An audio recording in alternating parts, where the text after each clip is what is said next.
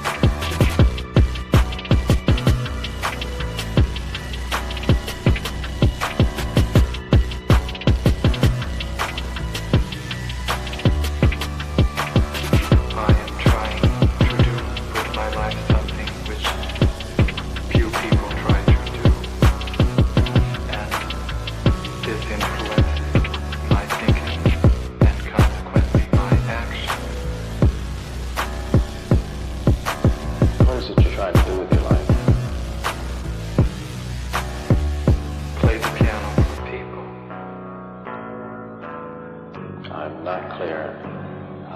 How is it that playing the piano for people has eventually resulted in your being here in the hospital?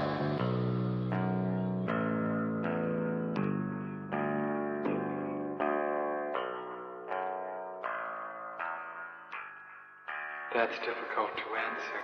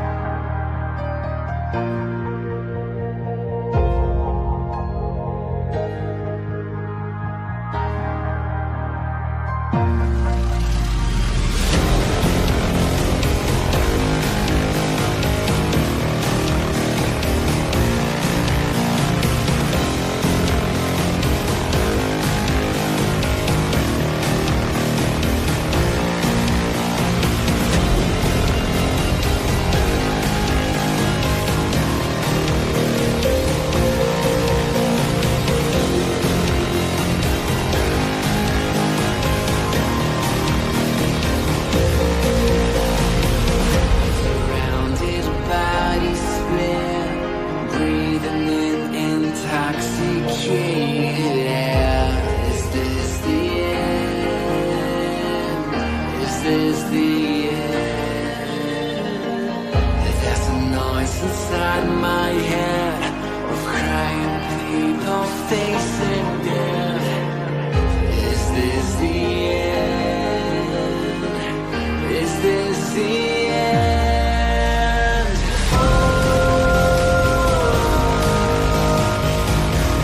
I'm burning in the stone.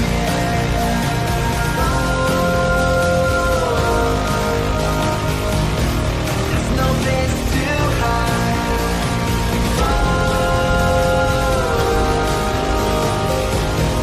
I'm burning in the stone.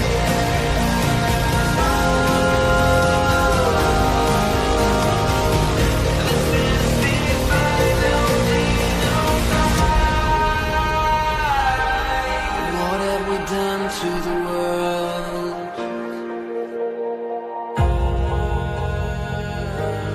What have we done to the world?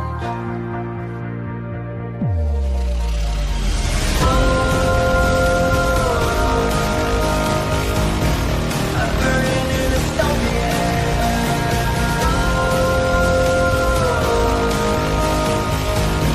There's no place to hide.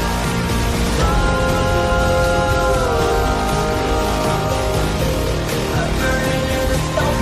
This is the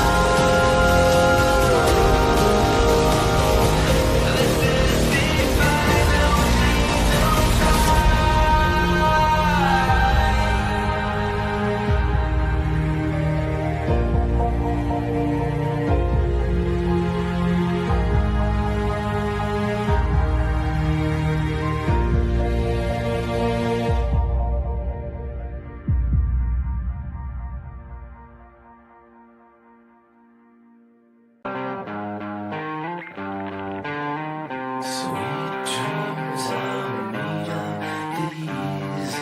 Who am I to disagree?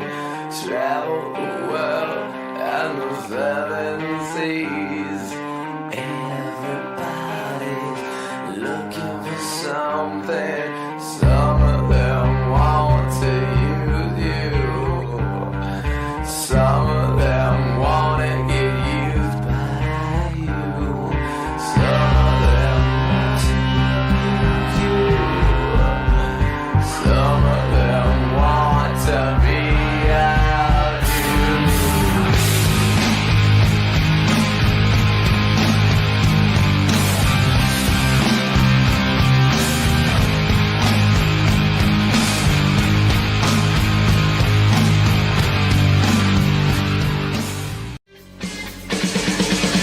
Won't anybody help us? What are we running for? When there's nowhere we can run to anymore. We can't afford to be innocent. Stand up and face the enemy. It's a do or die situation. We will be invincible. And with the power of conviction, there is no sacrifice. It's a do or die situation. We will be invincible. Who the fuck is Karlyn? She's just some sweet lady. She's like in a knitting. She does like a knitting stream. She's like a knitting YouTuber. She does knitting. Can we grow up a little bit and Alt not Girl be sent $200. retarded? Have you Please. seen the work of Karlyn Borysenko? Anti-commie cult leader and is obsessed with looking at what actual far-left communists are talking about and organizing today, infiltrating them. They infiltrated the universities, schools, media. She has the receipts to back it up. Primary source evidence. Infestation is dire and she calls Republicans idiots eating slop. Agree. Thank you for the big super chat. Yeah, oh, I know Karlyn B. She's solid. She's funny.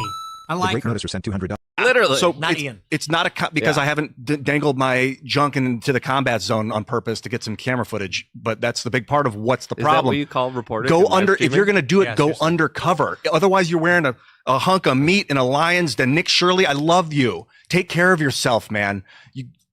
Karlyn Borysenko went undercover. Do stuff like that. Like if you want to expose this thing, don't pariah, please. But Ian, here's and I agree with you to an extent.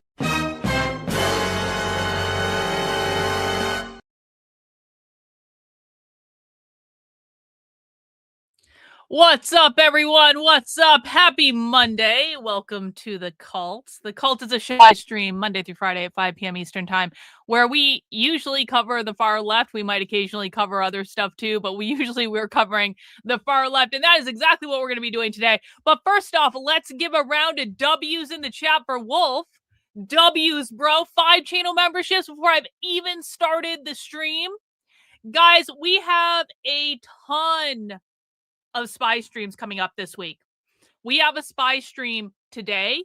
We have a spy stream tomorrow. We have a spy stream on Wednesday. And guess what? Just added a couple hours ago, we now have a spy stream on Thursday as well. We have 4 days in a row of spy streams on this channel. If you have never been to a spy stream is when we go inside a live leftist organizing call and we watch it live. We are a fly on the wall. We listen to their plans. We do not disrupt them. We listen to what they're doing, what their strategy is, what their organizing philosophy is, how they are going to show up in the real world, and we get access to the information before literally anyone else on the internet has it, which is why we know more than anyone else on the internet about what the far left is doing. You know what happened today?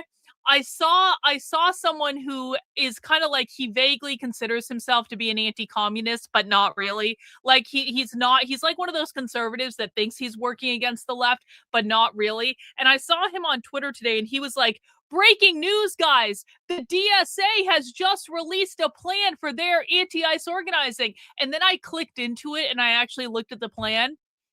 It was released last June. We're talking about something that was released like months and months and months ago. And to the conservatives, that's breaking news. To us, we've been watching this stuff since the very beginning. 10 gifted channel memberships from Wolf. W's in the chat for Wolf. Guys, because we have so many spy streams this week, Spy Stream is a supporter exclusive. I would like to challenge the community. Can we hand out 100 free gifted channel memberships per stream this week? Because the thing I love about gifted channel memberships, and listen, you can support my work in a lot of ways. You can become a member on my Substack, which is Karlyn, Karlyn.substack.com. And I do love that, and I appreciate that. You can become a subscriber on Twitter. You can become a supporter on Locals. You can become a supporter on Patreon. You can send in super chats and Rumble rants. All of those things do go to support the work I'm doing. But my most favorite thing that people are doing lately is giving out channel memberships to new people, because channel memberships are one of the things that will get you into Spy Stream. If you have a YouTube channel membership, please utilize it, guys. Please utilize it. And you are going to have a chance to come tonight to a spy stream. And guess what? Tonight's spy stream is going to be good. Tonight's spy stream is something we actually haven't seen a lot. This is a presentation done by far left socialists talking about how they are going to be recruiting and radicalizing people to their cause. Basically, how to talk to non-socialists about how to be socialists. That is what we are watching for Spy Stream tonight. And I would love to get 100 more gifted channel memberships given out today. We actually already have 15, so it's not even 100 more. It's like 85. We need 85 new channel memberships today. Bring 85 more people into the community, because the more channel memberships we give out, the more people are going to be able to come and join us for Spy Stream later. If you are a channel member and you don't know how to find the access information for Spy Stream, I'm going to show you real quick. You go to the channel homepage and you click on the post tab, and there you will find the information for Spy Stream. You can't see it on this screen because I'm not a member of my own YouTube channel under this particular account. But if you have a channel membership, which will be denoted by a little plague doctor next to your name, you will get access to Spy Stream tonight. We got W's in the chat for Little Miss, 10 gifted channel memberships. We got Cayenne with a W with a gifted channel membership. Guys, that is already what? 26 new members, or apparently 26 new members of the channel. We're already like 26% of the way to the goal. I would love to reach 100 new channel memberships by the end of the stream today, guys. That is 100 more people that are going to be able to join us for Spy Stream tonight. And of course, again, if you're a supporter on Substack, Locals, Patreon, Twitter subscriber, you are also welcome to join us for Spy Stream tonight. You can find the information on whatever platform you supported on. If you're a supporter on the Substack, just go to the homepage, click on this thing, scroll all the way down to the bottom. I'm not going to show you the information, but if you keep scrolling on this, you're going to run into the spy stream information eventually. So you can come and join us for spy stream. And guys, if you've been gifted a channel membership and you enjoyed the spy stream experience, because I know so many of you have had your first spy streams lately. And again, it's kind of a cool thing. We could be watching news made in real time. It is not out of the realm of possibility that things that happen in spy stream end up going viral on the internet. It is not out of the realm of possibility that things happen in spy stream make it on Fox News. It is not out of the realm of possibility that things that happen in spy stream literally get communists fired from their jobs. We have literally had that happen in this community. So if you want to see the news made in real time, spy stream is the very best way to do it. If you have been gifted a channel membership and you have not yet attended spy stream, you're going to have 4 opportunities this week, and they're all in the evening time. It's 7:30, 7:30, 7:30, and I think the one on Thursday is at 6:30. The one on Thursday is a little bit earlier, but the rest of them are at 7:30 this week. So make it to one spy stream, guys. Not every spy stream is a banger. Not every spy stream is like the greatest thing since sliced bread, but when we hit on a crazy spy stream, we really hit. And then we make national news and we get hundreds of thousands of views on what socialists are saying and doing in the real world. And most importantly for me, we have access to information that no one else has access to. We have access to the information first out of anyone. And that's important to me because I'm an Aries. I like being first. What can I say? So we have 26 channel memberships given out so far. I hope in the remaining couple hours that we're going to be streaming here, we can get another 74 channel memberships. Let me do the math on that for a second. That's like what? Like it would have been 20. I'm having to do is that like 15 people? It's like 15 people giving 5 channel memberships. I think we can come up with 15 people to give 5 gifted channel memberships out to the chat. I think that we can make that dream a reality. I believe in you guys, and I know you'll get it done. We got a couple hours to do that because today we are going to be watching the Revolutionary Communists of America. 1 in the chat if you know who the Revolutionary Communists of America are. 2 in the chat if this is your first time hearing about them. Kazmar in with the 5 gifted channel memberships. W's in the chat for Kazmar, starting us off strong there. Thanks so much, Kazmar. You rock. 1 in the chat if you've heard of the Revolutionary Communists of America. 2 in the chat if this is brand new information. Actually, many of you probably have heard of the RCA because the RCA is one of those groups that conservatives love to post clickbait videos of, but they never tell you who the group is and they never tell you about the group. The RCA is actually a highly effective, highly organized, a revolutionary communist, like overtly communist political party in the United States. And they're the ones that, have you guys ever seen the people with the red t-shirts marching through the street, waving a giant communist flag? Or you've seen people handing out a newspaper called The Communist? Or you've seen stickers of Karl Marx pointing at you and it has a QR code and it says, "Are you a communist?"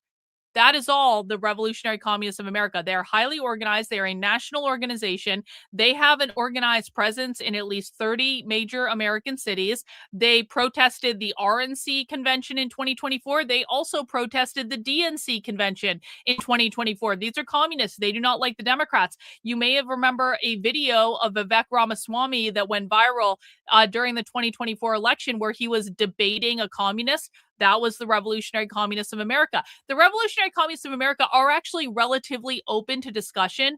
I've had 2 leaders of the RCA on my channel. I don't know that they were happy with me because I didn't agree to come back, but I did allow them to say whatever they wanted to say. They're relatively open to discussion. The Revolutionary Communists of America are also much more economic communists. So you don't see a ton of queer Marxism come up with the Revolutionary Communists of America. That's not to say there isn't queer Marxism there. That's not to say there are not queer people within their ranks. There absolutely are queer people within their ranks, but they don't lead with the cultural issues. They lead more with the economic issues, which is different than other communist groups that we've seen on the internet. Okay. Can we make McCarthy stickers? I already have McCarthy stickers in the store, bro, but we can make McCarthy stickers. Yeah. I already have that in the store, but totally we can do that. Now, I want to be really specific about the name. The Revolutionary Communists of America are not the same group as the RevComs. Now, here's where it gets a little tricky because the RevComs sounds a lot like the Revolutionary Communists of America. These are two completely different groups. So if you're looking for the group that is like, hey, hang on, resist fascism. If you're looking at this group right here that does resistfascism.org, and they do a lot of these protests with like these signs where they're just yelling and screaming about Trump all the time, this is the RevComs. The RevComs are not the same as the Revolutionary Communists of America. The RevComs are like a weird little culty group on the far left where they do have the ability to organize. They do protests every so often. They actually have a bookstore in Berkeley, California, literally right across the street from the University of California, Berkeley. They've got a whole bookstore. I was there when I went to California. I even bought some of their t-shirts because I collect communist stuff because I'm weird. And so, and when I did that video with Jonathan Cho from Frontlines with Turning Point, the RevCom bookstore is one of the ones we went to. So that was a W bookstore trip. Yeah, that was a W bookstore. It was a weird thing because the RevComs are kind of like, they're a weird little culty group on the far left that most of the far left doesn't actually accept.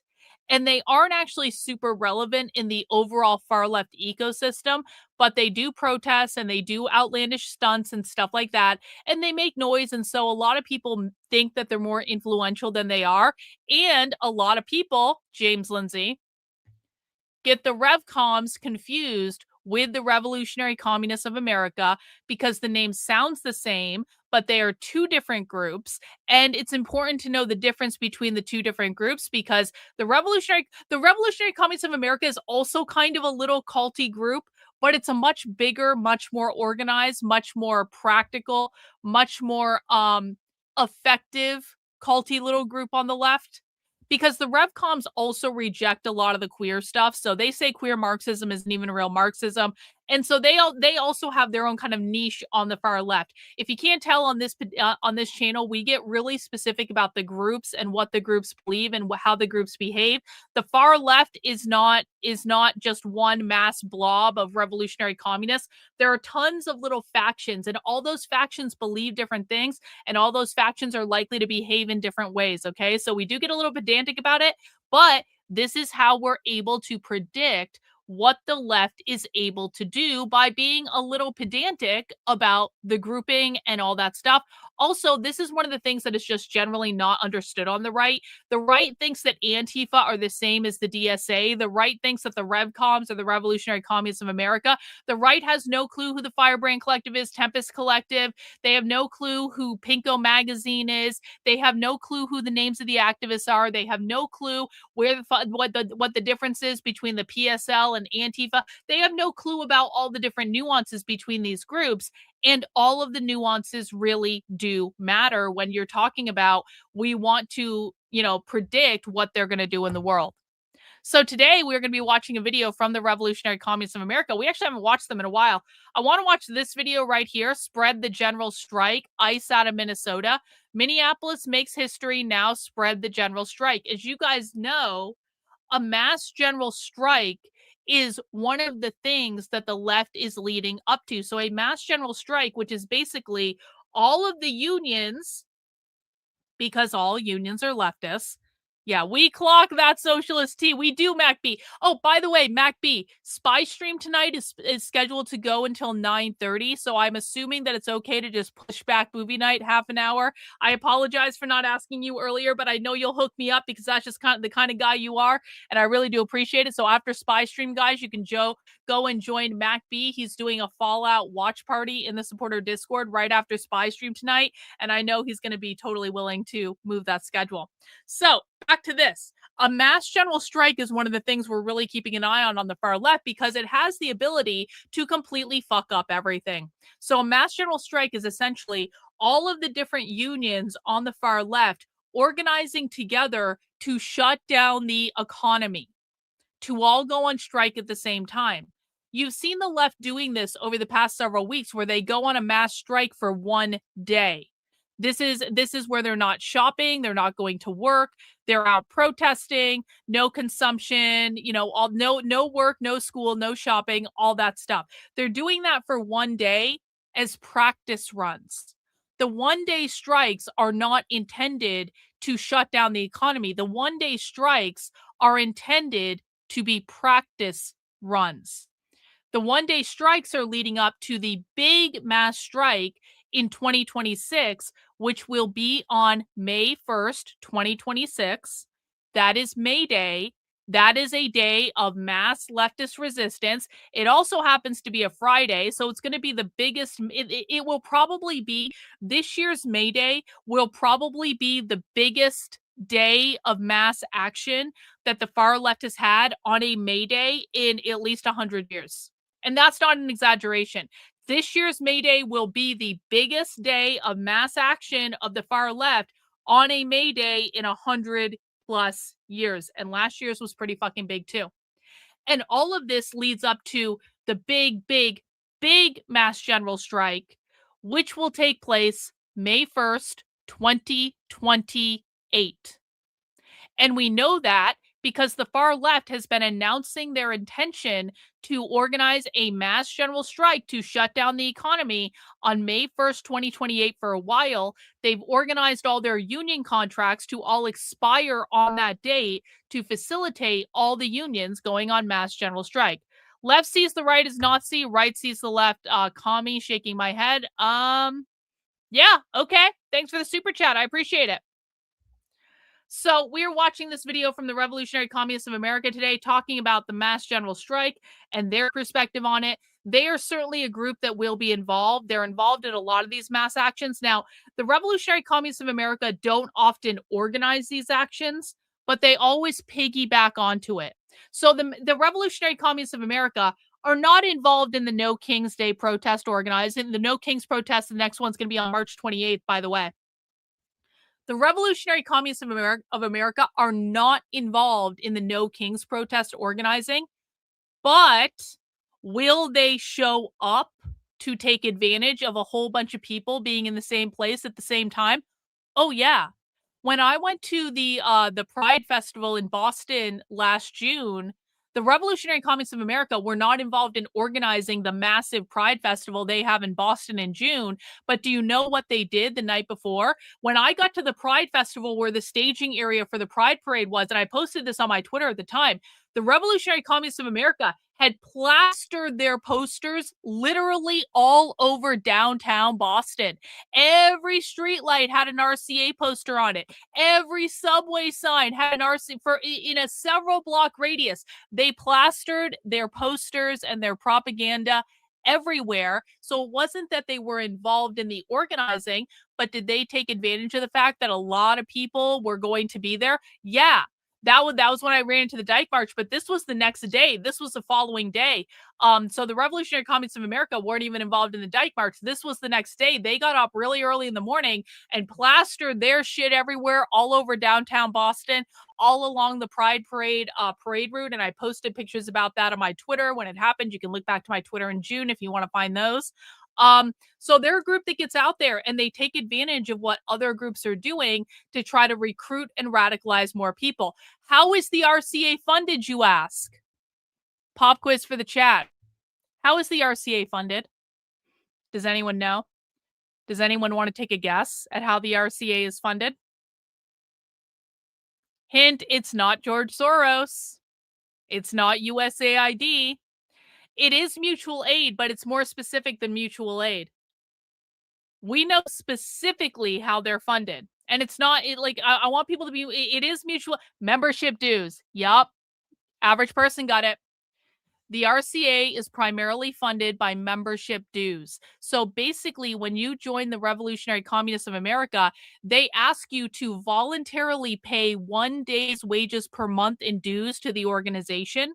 You can also opt into paying 2 days' wages a month. So whatever you make in a day of work, they want you to pay that in dues to them every single month. And in return, they send you newspapers and stickers and all that sort of stuff that you can use to recruit more people to the Revolutionary Communists of America. The Revolutionary Communists of America also hold these things called Marxist schools all over the country, where they will literally do an entire weekend-long class where hundreds of people will pay money to go and sit in a weekend-long class in order to learn about Marxism and buy their books and buy their merchandise and stuff like that. So that is how they are funded. It is mutual aid. It is dues. It is event ticket sales. It's not George Soros. Sorry, conservatives. Not today. Not today with the retardation. Thank you, AC Cat. Is it safe to say corporate Democrats are... No. It is not safe to say that. This is a conservative bullshit talking point. This is not hinged into reality. They are not products of the same system. They are not products of the same system at all. They are two completely different things. The Democrats do not like the communists. The communists do not like the Democrats. They do not help each other. They do not support each other. The only people who think that this is true are conservatives. But I'm going to keep the money. But I'm going to really recommend AC Cat. I can tell just based on the things you've said in the channel, and I'm not trying to make you feel bad, but I can tell based on the things you say into the chat, you are watching conservative influencers who are lying to you.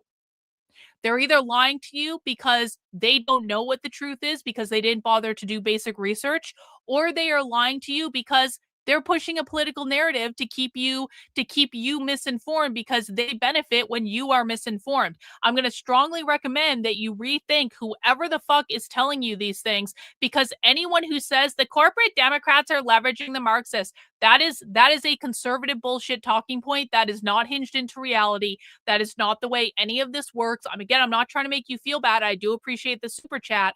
I'm just telling you that you have got to stop listening to people who lie to you if you want to be well informed on an issue. Do any of the mods know if I have to re-up before the gift membership? I feel like there's kind of like a grace period where you can re-up, but like if your membership goes out of status, but I could be wrong about that. Someone else might know, but I feel like there might be like a grace period where if you lose your membership, you have the opportunity to re-up and it still counts as you being a member of the channel because I've seen this happen with members of my channel where like their payment lapses or something, they come back, but they don't lose any of the months. But I could be wrong about that. I'm not exactly sure how that works.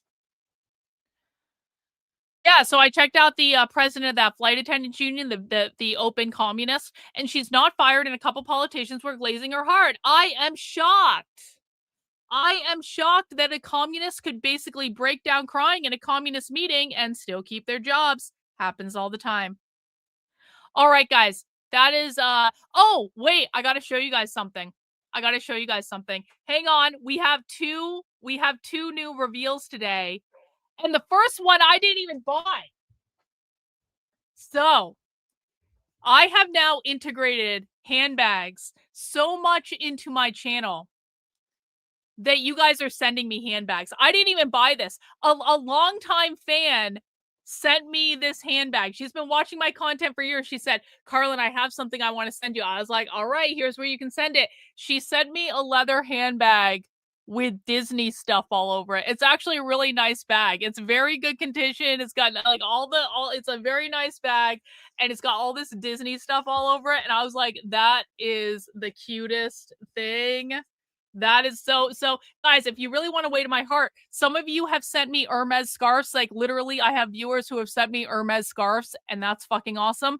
I also now have viewers who are sending me their handbags and that's pretty rad too. So shout out to Natalie for sending me that bag. You rock. I appreciate it. Also new sunglasses. I won sunglasses on Whatnot. You guys want to see the sunglasses I won on Whatnot? You guys want to see? You guys are going to fucking love these. These are awesome. Look at this. Blue. I won blue sunglasses on Whatnot. Whatnot is the greatest app in the history of humanity. Come on. Like how could we not? Come on. It's fabulous. So Whatnot wins again. Whatnot wins again. Okay, now that you guys have the Whatnot update, is it okay if it's used? Most of my bags are used, bro. You guys think I'm paying thousands and thousands of dollars for brand new bags? No, fuck no. I'm paying hundreds of dollars for very gently used bags that are basically the same thing as a $1,000 bag. That's what I do. Anyway, it's stupid to pay thousands of dollars for a bag. You can just get it on the secondhand resale market for like significantly less. Anyway, let's get into it. Now that we have some cool items, we got some cool. These sunglasses are rad, man. Whatnot wins again. Anyway, we are going to be starting off watching the Revolutionary Communists of America. And so you get it. I fucking love resellers. Resellers rule. Resellers rule. We're going to be watching this video from the Revolutionary Communists of America about how to basically getting into a mass general strike. I would love to bring in 70 more channel memberships before we go to Spy Stream tonight, guys. That is 2 hours. We have 2 hours to get 70 new channel memberships into the pipeline for tonight. So basically that's like 14 of you sending in 5 memberships. I currently have 300 people watching over on YouTube. Can I get 14 of you to gift 5 channel memberships out to the stream to join us for Spy Stream tonight? That would be awesome. And hopefully I teach you some stuff about the far left at the same time. But let's get into our video and see what the Revolutionary Communists of America have to say. General strike! General strike! General strike! General strike! What a week we just went through. I know that we always hear from comrades like it's another week where decades happen. That almost becomes too familiar. We really had some events here, some historic events that this country has not seen in 80 years. A general strike in Minneapolis, a political general strike that brought in the participation of tens of thousands. We're going to talk about the general strike that we saw on January 23rd. Thanks, and then James. The events since then have really been an incredible whirlwind.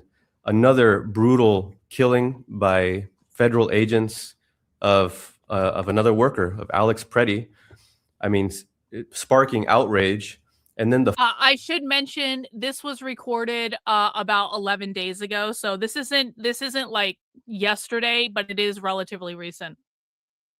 Fallout from that was really on the verge of a second wave of a second explosion, you could say, a social explosion in Minneapolis. Now we see Trump showing signs of at least a partial retreat. The White House has definitely been thrown into chaos because of the way, I mean, they really overplayed their hand. It's a retreat that we've rarely see from Trump because he always has one mode, double down, double down. You can see that he reached the limits of that, but there's a lot for us to discuss about what does this mean? What is the way forward? The future of this struggle, the possibility of a nationwide general strike, and what obstacles stand in the way. So let's begin by looking at the significance of what we just lived through January 23rd in Minneapolis. Well, I think, first of all, the events of January 23rd in Minneapolis, people should see that as a boost in their confidence and their ability to change things and transform things. Because like you said, it's really the first time in 80 years where you could say there was some form of a citywide general strike.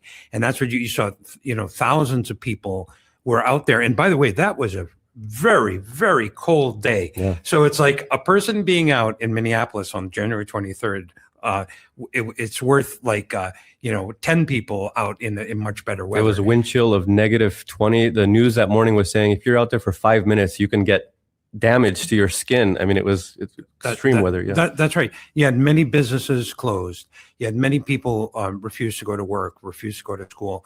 And it really showed it demonstrated the feelings of the people in Minneapolis, the feelings of the people beyond Minneapolis against what ICE is doing, against the Trump policies on going after people in this country that they call illegal. And it shows you the power when you get all these people together, organized in a common, place, a common point. It just shows you the potential on how they can change things. And I think the momentum was with the movement. That was a response to what ICE has been doing and the killing of Renee Good. But then the next day happens. Right, right. I mean, before we get into everything that's happened since January 23rd, just to say that event was also the culmination in a way of a lot of preparation and buildup and self-organization in a quite a creative and ingenious way. I mean, in the lead up to January 23rd, you had, and this is what really gives it sort of a working class character, almost in an organic sense, because there's no real leadership that's driving this forward. This is basically There's no real leadership that is driving this forward. For people who are new, this is one of the most difficult things for people to wrap their head around. There is no leadership on the far left. There is no hierarchy on the far left. They very deliberately organize themselves in a non-hierarchical, decentralized way. And when they are talking to each other, because this is not a presentation they're doing for us, this is a presentation they are doing to communicate with each other and to organize with each other. They're saying this is a leaderless movement. And therefore, anyone who's saying there's a head of the snake that we need to cut off, no, that doesn't exist. I'm very sorry. That does not exist on the far left. You can go after people that are influential. There are some people that are more influential than others because they've been around a long time. They're but it's not like an official influence. It's like they've been around for a long time. They've written books people like. They've given a lot of speeches people like. They probably were activists in their own right. So it's like they're street smart in terms of like their experience. They probably have taught a lot of people. It is not one, but you get rid of like one person, even if they have a lot of influence, they will be replaced by any number of people. Because the movement is not built around the individual. This is a collectivist movement. It is built around the will of the collective, and there are many people that are kind of influencing the direction in their own ways, but there is no one single leader. That is not how the left operates. Antifa is explicitly decentralized and non-hierarchical. Yep, that's exactly right. It's in Antifa even more than Antifa is an anarchist group. So they are explicitly in their core operating principles decentralized, non-hierarchical, no leaders. Great question, Terry. I'm really glad you asked it. But this group, I want to make very clear, the Revolutionary Communists of America are not Antifa. They are revolutionary communists. They absolutely want to overthrow the government. I have this guy on video specifically talking about overthrowing the government. I got that. When the fuck did we record this guy? That was like we recorded this guy like 3 fucking years ago talking about wanting to overthrow the government. Did conservatives ever listen to it? Nope. But he does want to overthrow the government. He does want to we have him on video talking about raising the red flag of communism above the White House. But he is not Antifa. He's not getting dressed up in black bloc. He is not engaging in violent, destructive, direct action. He is a communist. He's a revolutionary communist. He believes in overthrowing the government, but he's not out there being violent and destructive. What the Revolutionary Communists of America do is they march in the streets and they have meetings and they share philosophy and they're trying to win over hearts and minds in a different way.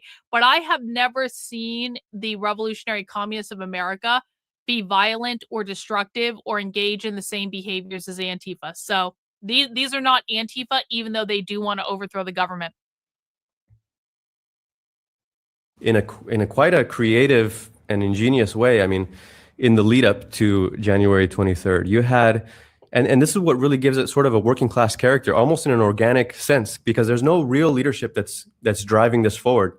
This is basically the organic expression of the masses in Minneapolis. I mean, this is workers in their workplace talking about the organic expression of the masses in Minneapolis. Hey, thanks, Latrina. Their philosophy inherently creates a sort of Hydra effect with their cells and groups. It's truly interesting. Must be a way to replicate this on the right. The right is very organized around hierarchy, though. The right does not understand operating in a decentralized manner. I think it would be a great idea if the right could figure this out.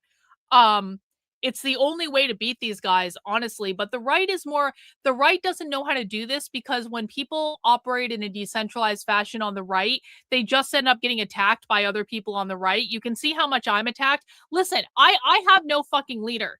I have no the right actually I'm like a perfect example of this now that I'm thinking about it, because the right tells me all the time, they're like, Karlyn, we're on the same team, and I'm like, do I get to agree to this actually? Because no, we are not actually on the same team. I had someone on Twitter the other day try to tell me I was on the same team as Data Republican.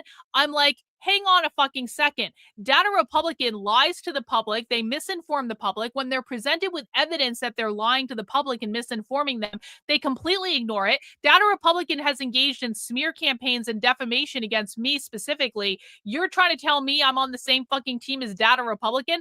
No, I am not on the same team as Data Republican. I'm not on the same team in any fucking way. But the right doesn't understand that. And so when I say, no, I'm actually not on your team. No, I'm not shilling your political narrative. No, I'm not following the talking points. No, I'm not working with people I despise that lie to the public. I'm not doing any of those things. I'm doing my own thing over here, and you guys can come join me if you want to, but I am not joining your team. What happens when I do that? I get attacked by the right for not following in line and doing what they want me to do. So I don't think the right understands operating in a decentralized, non-hierarchical way, because they try to make me engage in hierarchy like all the time. And I'm like, I didn't agree that you were my fucking boss. I didn't agree to follow your fucking talking points. No, I decline. Anyway, that went on a little bit of a tangent, but I don't think you're wrong, Latrina. Thanks so much for the super chat. How to respond if ICE agents are spotted in their neighborhood, and the level of communication and coordination, all of these signal groups, that I think this is a historic thing. I mean, I don't know, you could maybe look at some revolutionary movements in other countries where you have a full-blown revolution that ends up bringing down a government. Maybe that would be comparable to the kinds of, prevalent WhatsApp groups and other social media, Facebook groups, but these signal chats, thousands and thousands of members on them. And it's not just chats. They're coordinating their actions. You have dispatches and patrols and these groups of people that are workers, but on their off time, they're volunteering to tail the ICE agents and acting as convoys. They call themselves commuters, You have there was an article in The Atlantic that was titled "The Minneapolis Uprising." And that author was saying, this reminds me of the scenes you saw in Tahrir Square during the Egyptian Revolution, talking about all of the what did he call it? An urban, an urban orchestra, or, talking about the creativity of the masses, the trainings that they're doing for self-defense, and basically training working class people, elderly people, what to do if you're in a confrontation with law enforcement in the street. I mean, it's incredible. All of these initiatives that we're seeing that really show what happens when you draw in the participation of tens of thousands of people who normally have nothing to do with politics. In normal everyday life, people feel so powerless, right? People may be very angry about what's going on, but they feel so powerless. It's exactly events like this where people come together. And when they come together, they feel their power. And that's the achievement. That's the achievement of the 23rd, and nobody can take that away. Yeah, it's also one thing that makes it different from other protest movements that we've seen is that it's not just a protest against ICE. I mean, this was a de facto political general strike against the repression of the state apparatus. We're talking about federal agencies. It's not even just a protest against police brutality of the local police department. We're talking about going up against the policies of the federal government and taking action to impede them at every turn. I mean, people are going in and intervening and making it impossible for this reign of terror to be carried out against immigrant workers. I mean, but it's also bringing out class consciousness. People see this as a working class issue. They're organizing in their workplaces. You have all kinds of workplace debates and political discussion about what this means and what is the contingency plan, what is the protocol.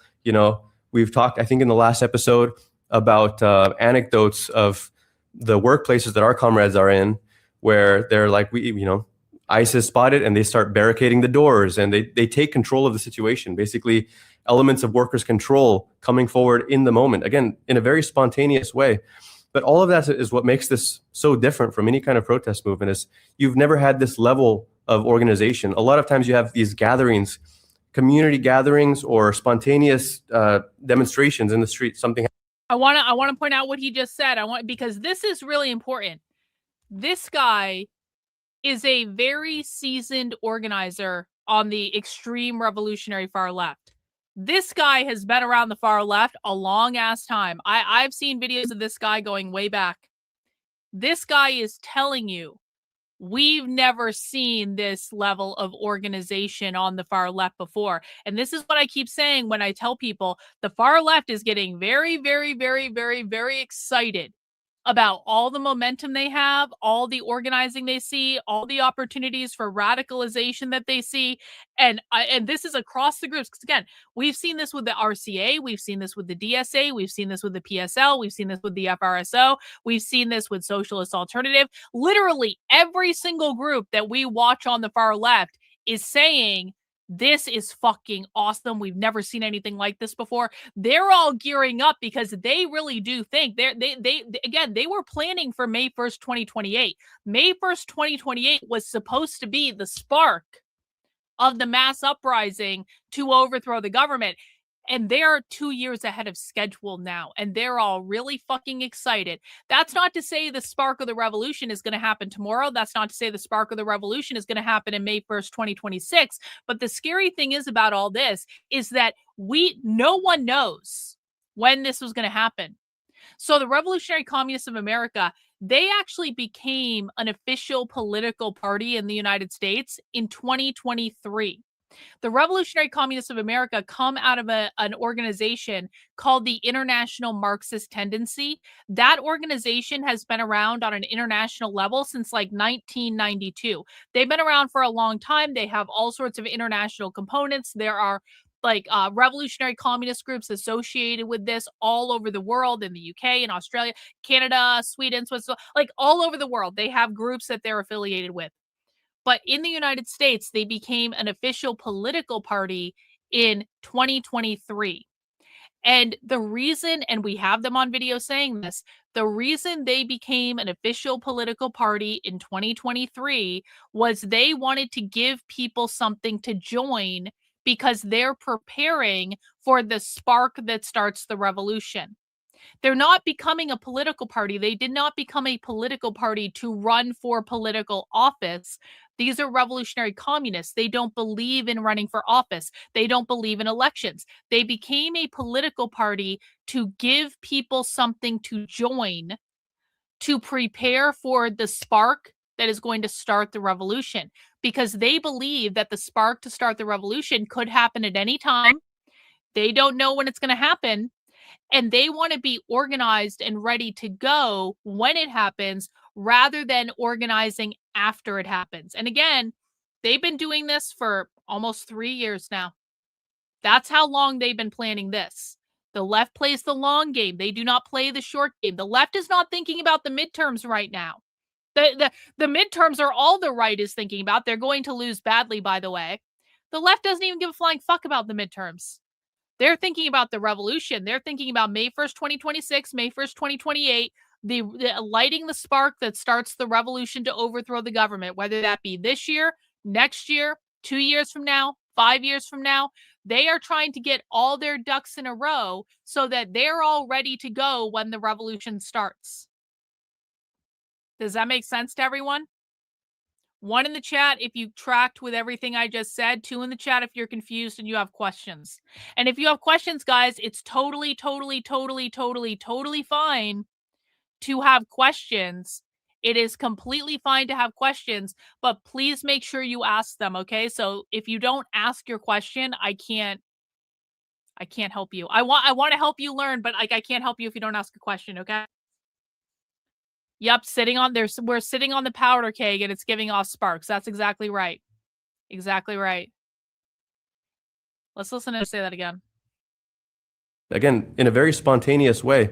But all of that is what makes this so different from any kind of protest movement is you've never had this level of organization. A lot of times you have these gatherings, community gatherings or spontaneous demonstrations in the street. Something happens, people assemble, and then at the end of it, they say, let's break out and everyone get in touch with people that live on your block, and then they're getting connected. So these signal chat groups and networks are just becoming like this really interwoven. I mean, a lot of them, they were saying also that some of these networks began during the George Floyd days. So it's incredible. A place like Minneapolis that has this rich tradition that it's building on, that went through that experience, is now, as the comrades have said, it's taking off. It's picking up where the George Floyd protest movement left off, which was already the most advanced, I mean, the largest protest movement in US history, one of the most advanced expressions of social struggle in this country that we've ever seen. We've talked about George Floyd and the Black Lives Matter movement for years. Dude, do I think the Muslims are communists? No, the Muslims are a conservative talking point. The left doesn't even care about Muslims. The left does not care about it. The left does not care about Muslims. The left does not care about Islam. The right is obsessed with Muslims and obsessed with Islam, mostly because the right watches media that has brainwashed them to hate Muslims, because the Jews in Israel want the United States to go to war with Muslim countries on behalf of Israel. And so they brainwashed the conservative right and many people in America to hate Muslims entirely. I'm not saying I like Muslims, but I also can recognize when the Jews have been brainwashing us because they want us to go to war with all the Middle East countries so that they can continue to expand their domain. That's what's going on. That's why the right wing is obsessed with Muslims, because of the constant propaganda that you are fed by your own influencers. And people on the left don't really care about Muslims. They just don't. Well, they're not communists though, and it's not part of the same thing. So we hinge into reality here, and that's not what's going on in Europe. Doesn't honestly interest me at all, if I'm going to be honest. Don't care. Now this event has come along in the same city that in some ways it's already on a more advanced level. And so, I mean, this is partly one of our tasks is to digest the historic weight of this and to understand that this is class consciousness marching forward, making progress. I mean, the whole country is talking about the question of a general strike. The word general strike has entered the vocabulary of millions of people. That's a huge step forward for class consciousness. Absolutely. First of all, one of the interesting things about a mass movement like this, or any strike, or no, the Italian mafia has nothing to do with this. I see that question in the chat. I understand why you're asking it, but the Italian mafia has nothing to do with this at all. That is a different thing. Good question, though. Or any general strike, anything like that, is it breaks apart that alienation that people feel. Instead of just feeling like you're an individual disconnected from everyone else, now people feel organically connected to each other, and they get more power from that, right? They feel like we're all in this together, which is absolutely accurate. We have to share this planet. We have to live together, right? And it's that the working class comes to contact with each other every day at work. Okay. You want to know why I don't like answering questions about Muslims in the chat when they're asked? Because it instantly derails every fucking conservative. And then for the next 15 minutes in the chat, we see people talking about Muslims and Islam and how much they hate Muslims and Islam and all that stuff. I need everyone to drop the Muslim Islam bullshit. It is not relevant to what we are watching right now. If you are talking about Muslims or Islam in the chat right now, you are disrespecting the class that I'm trying to hold here. We are watching communists talk about a mass general strike. Please feed your conservative fucking feelings about your hatred of Muslims and Islam, which have been programmed into you by the Jews that want you to go to war on behalf of Israel and want you to send your children to war on behalf of Israel, and isn't even fucking real. So I don't want to see any more fucking talk of Muslims in the chat. We are paying attention to something else. Does everyone understand?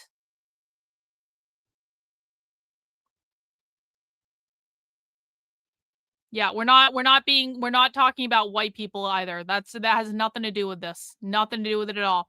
Thanks, Malcolm. Late to class. Here's a note from the principal. Thank you, Malcolm. I appreciate that. Okay. It's okay. Listen, it's okay to ask the question. It's like you didn't do anything wrong. It's just you see the tangent that happens when we go off into the Muslim question, because again, this is what I tried to explain to you. This is a thing that conservatives have been brainwashed to believe. by their own media, because their own media is controlled by Zionist Jews that are put Israel ahead of America. And so it's just, you didn't do anything wrong. We just need to rein that shit back in, okay?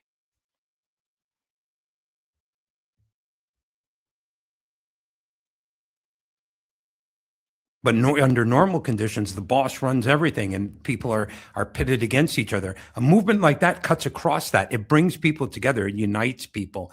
And people start to see that they're not so powerless. They're actually very powerful. No, I'm if not. They No, work I'm together not in any and they way. use the You guys power in a got put a correct manner. timeout.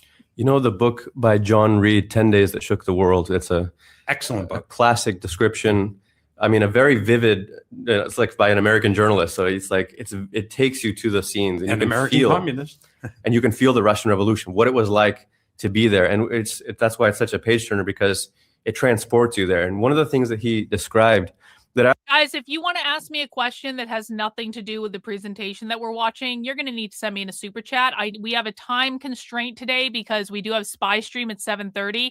So I appreciate everyone asking questions. But again, if you are asking a question that is not relevant to the presentation or what is being said in the presentation, then send in a super chat. If you don't, I'm going to ignore the question. There are plenty of questions to be asked about the presentation. And if you're asking questions that are not relevant to the presentation, my assumption is going to be you're not listening to what is going on. And so you either need to start listening or pay me money for the inconvenience that you're causing. Okay. I always try to imagine in my head was like, everything is politicized on every street corner, everyone you talk to, everyone has something to talk about with each other and they want to know each other's opinions. And there's like a ubiquitous political debate.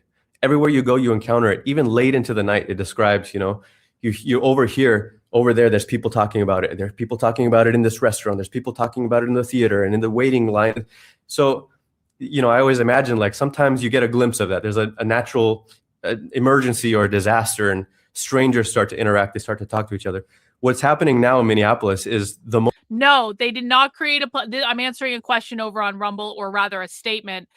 Mike Ramos over on Rumble, no, they did not start a political party to take donations. They started a political party, and I have them on video saying this, to prepare for the coming revolution. That is why they started the party. That is their intention.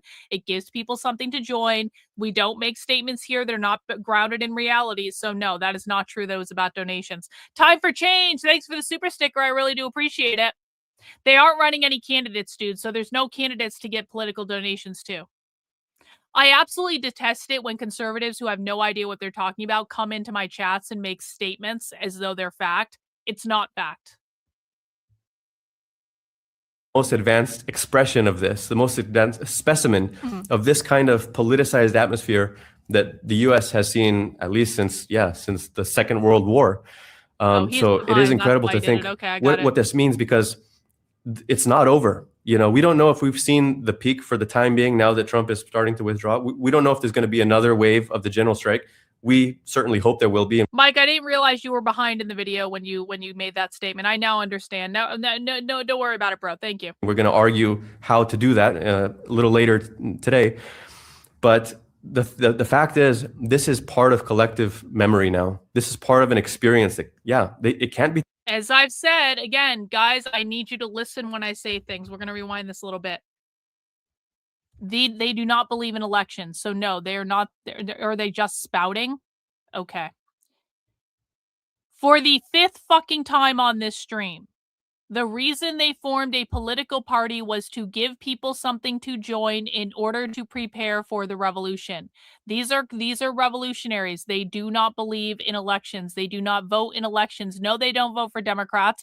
No, they didn't support Democrats. They protested the DNC. They protested Kamala Harris. They hated Kamala Harris. No retardation in the chat. In fact, if you keep being retarded over on Twitter, I'll come over there and block you, and please don't make me do that. They are not. I can't. This is so fucking stupid. I have explained explicitly multiple fucking times on this stream. They are preparing to overthrow the government, you fucking idiots. Do I need to scream louder? They are preparing to overthrow the government. Do I need to say it again? They're just Oh, block it? Oh no. Oh no, I have to go over to Twitter to block this asshole. Another conservative. They're just spouting off. No, asshole. They're preparing to overthrow the government. Goodbye. Good riddance. You are now removed from the chat permanently. I will never hear from you again. I will never think about you again. You are gone. Deported. Okay. Anyone who thinks they're just spouting off. They're preparing to overthrow the government while you're making fun of them on Twitter, as though making fun of them on Twitter is going to solve anything. There is nothing that pisses me off more than when conservatives dismiss this threat, don't take it fucking seriously, because they're too fucking stupid to understand what is happening right in front of them. W's in the chat for Cynthia. 10 channel memberships. Thank you, my dear. I really do appreciate it. You know what? If overthrowing the government meant that I never had to listen to conservative retards in my chat again ever, I might become a communist. I really might. The amount of conservative retardation that I have to deal with on a daily fucking basis, I might actually become a communist at this point. If that means that conservatives are going to be put in a gulag someday where they're no longer allowed to speak in public, I might actually join Antifa. I might actually do that just to escape the level of absolute retardation that I have to deal with every fucking day. One in the chat if you've considered becoming a communist because of how badly conservatives piss you off. 2 in the chat if you wouldn't become a communist, even if conservatives continue to be retarded. Why is it so hard for conservatives to comprehend this? I have no fucking idea. I have no fucking idea. No idea at all. No idea. Legit want to know the scale of the potential scale of the strike. Could be massive. It wouldn't surprise me if they actually did shut down the economy. It would not surprise me at all if they actually did shut down the economy for months on end in 2028. The way things are going, it wouldn't surprise me if they shut down the economy for months on end in a couple months. Because no one takes them seriously. No one on the right takes them seriously.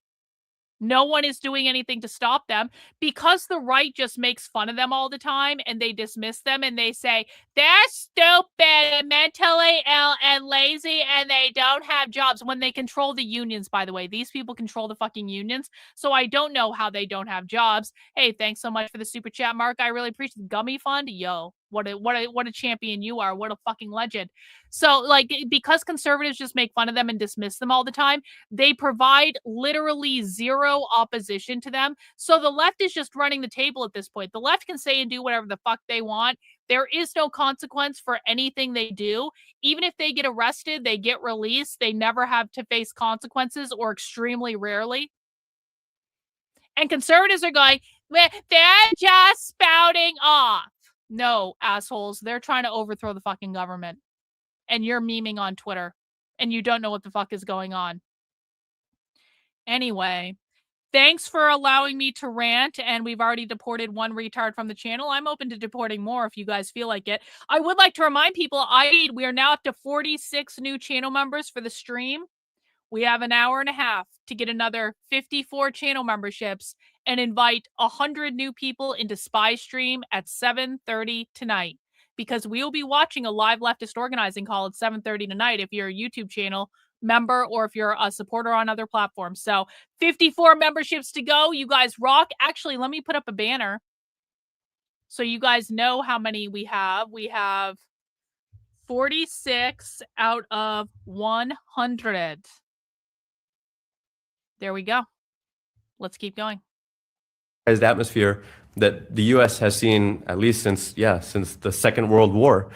So it is incredible to think what this means, because it's not over. You know, we don't know if we've seen the peak for the time being now that Trump is starting to withdraw. We don't know if there's going to be another wave of the general strike. We certainly hope there will be, and we're going to argue how to do that a little later today. But the fact is, this is part of collective memory now. This is part of an experience that, it can't be taken away from the workers, from the young people, from everyone who's lived through this, and from the rest of the world that's seeing that the U.S. working class is capable of striking, of taking mass collective action, of getting organized, and they're taking these matters into their own hands. They're not waiting for the Democrats to step in or even for their union leaders to step in. The union leaders, if anything, have been dragged along by the momentum from below against their will. They've been reluctant. They didn't call for a strike as such. They said a day of protest. They were very careful about. Isn't that funny? Isn't that funny? I disagree that the union leaders have been dragged along from below, but we can have different interpretations of that. But he also just said, we're not waiting for the Democrats to save us. We don't trust the Democrats. We don't like the Democrats. The Democrats aren't going to do shit. It's got to come from the people, come from below. That's the uprising of the proletariat. Yep, shit talking Democrats happens in every communist meeting. At work today, I heard the usual, all the protesters are paid. It's extremely difficult to get people in hardcore conservative states like Alabama to understand how serious these people are. Well, isn't it funny? Did you guys know? Let me show you this from my Twitter. Conservatives in red states are going to get smacked right in the fucking face in November. I'm going to tell you that. Do you know how I know that conservatives in red states are going to get smacked in the face in November? Did you guys know that there was a local race in Louisiana yesterday, a local election in Louisiana, in deep red Louisiana, in a district that Trump won by 13 points. So I don't want to hear anyone say, that's a purple district or that's a blue district. I don't want to hear anyone fucking say this. This is a deep red district in Louisiana that Trump won by 13 points in 2024. And there was just a special election to send someone to the Louisiana House. And the Democrat won by 24 points. I want people to think about that for a second. W's in the chat for John with 5 gifted channel memberships. John, the hero we need, putting us over the 50% barrier. It's all downhill from now, guys. I need 10 people to get 5 channel memberships and we meet the goal. That's all we need. So I want everyone to think about this for a second.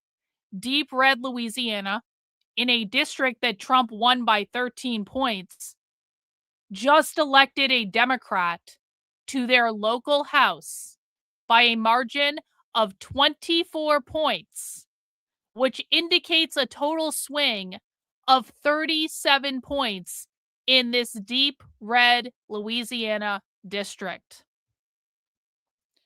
W's for Malcolm with 10 channel memberships. Thanks, bro. You rule. Thanks for supporting the channel. Welcome to all the new channel members. We're now up to 61 out of our 100 goal. You guys rock.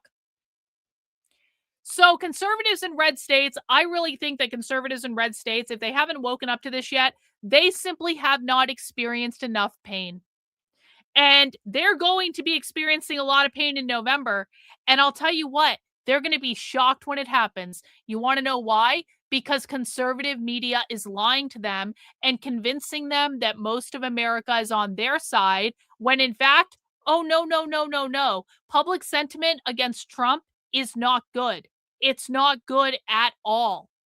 And so perhaps the pain that the right wing will feel in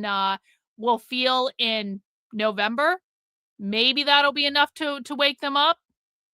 But I don't know. I guess we'll find out. Back to this. Using pretty vague language to get on board with this thing. But, obviously from the workplaces, you mentioned the businesses that were shut down. The vast majority of them were small businesses. But still, what does that tell you about the will of the staff and the workers in these small businesses and of some of these small business owners? One comrade that lives in Minneapolis and grew up there his whole life, he said, every small business I've ever been to was closed. They said almost the list that I saw that published, as many as they could record from one of these websites, had nearly 800 small businesses that were closed. So it gives you a sense of this, a universal expression. Think about how synchronized that means. All these people were on the same page. Everybody feels that same contempt for ICE. I work at a large multinational company that has its headquarters in the Twin Cities metro area. Up until recently, most of my coworkers didn't talk about politics at work very often.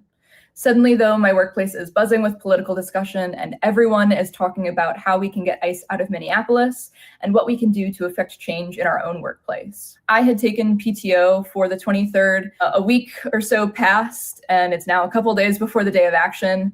And I get a message from my boss, and he says, "Are you taking the 23rd off?" And I said, "Yes, I am." He said, "Excellent." When I talked to him later, and he said, really, you shouldn't even be taking PTO on the 23rd, right? This is a general strike. He used those terms, general strike. This was like the trajectory over the course of the week or so after it had been announced. Basically, he told me, Yeah, exactly, Reagan. So you're saying she has a job at a multinational corporation in which her boss is saying, make sure you're taking the day off, but you really shouldn't even have to take vacation because you're going on strike.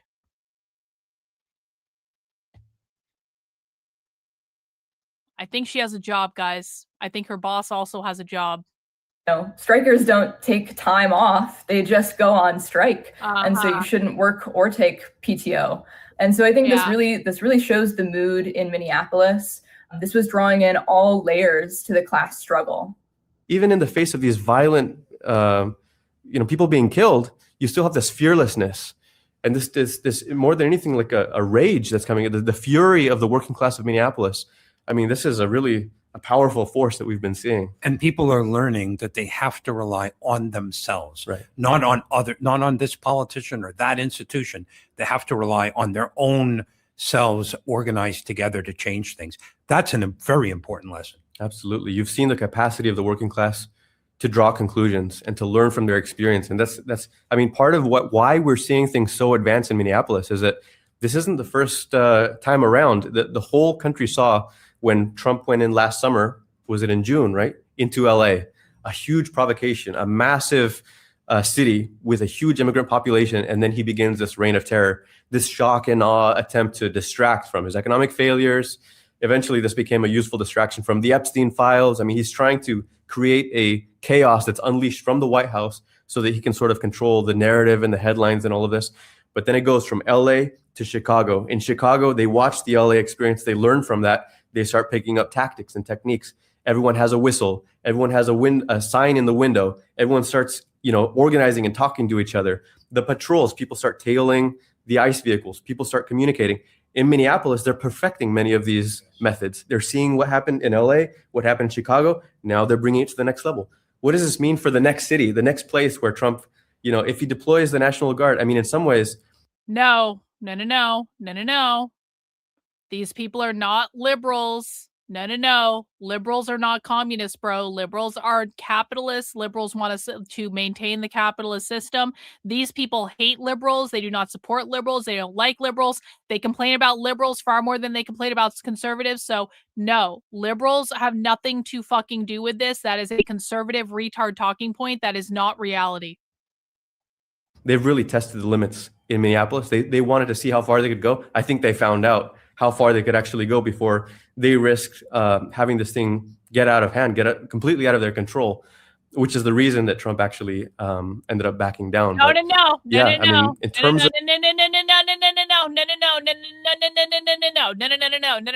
No. That's not true.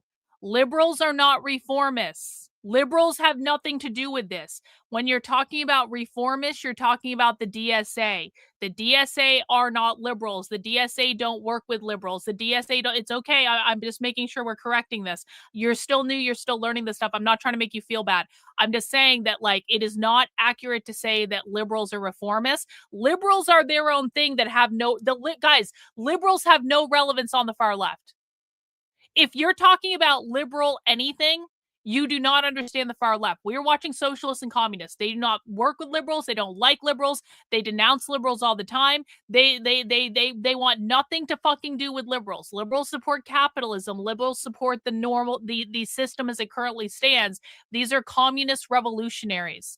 When we're talking about reformists, the question of reformists versus revolutionary, reformists are socialists who want to win a socialist world through elections and through small incremental change to the system. Liberals don't want to do that, bro. Liberals do not want a post-capitalist world. Reformists want a post-capitalist world that they achieve through elections. Revolutionaries do not believe in elections, and they do not vote in elections. So that's the difference. Liberals have nothing to fucking do with like literally anything on this channel at all. They're anti-liberal. That's exactly right. Communists and socialists are completely and totally anti-liberal. It's all good. You're still learning, and so this is how you learn, okay? But I'm really not trying to make you feel bad. You're working it out. You're figuring it out. I totally get what's going on. Don't worry about it. Yeah, these people do not, but not even Dave Rubin, though. We're talking, Dave Rubin is, well, allegedly is on the fucking right. He's not really, but allegedly he is. We're not talking about even that. We're talking about liberals on the left. They have nothing to do with communists and socialists at all. That's all a conservative bullshit narrative. It's not real.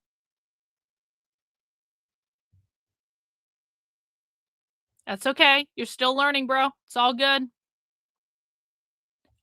Bro, no. We don't do this retard level bullshit. No more of this in the chat.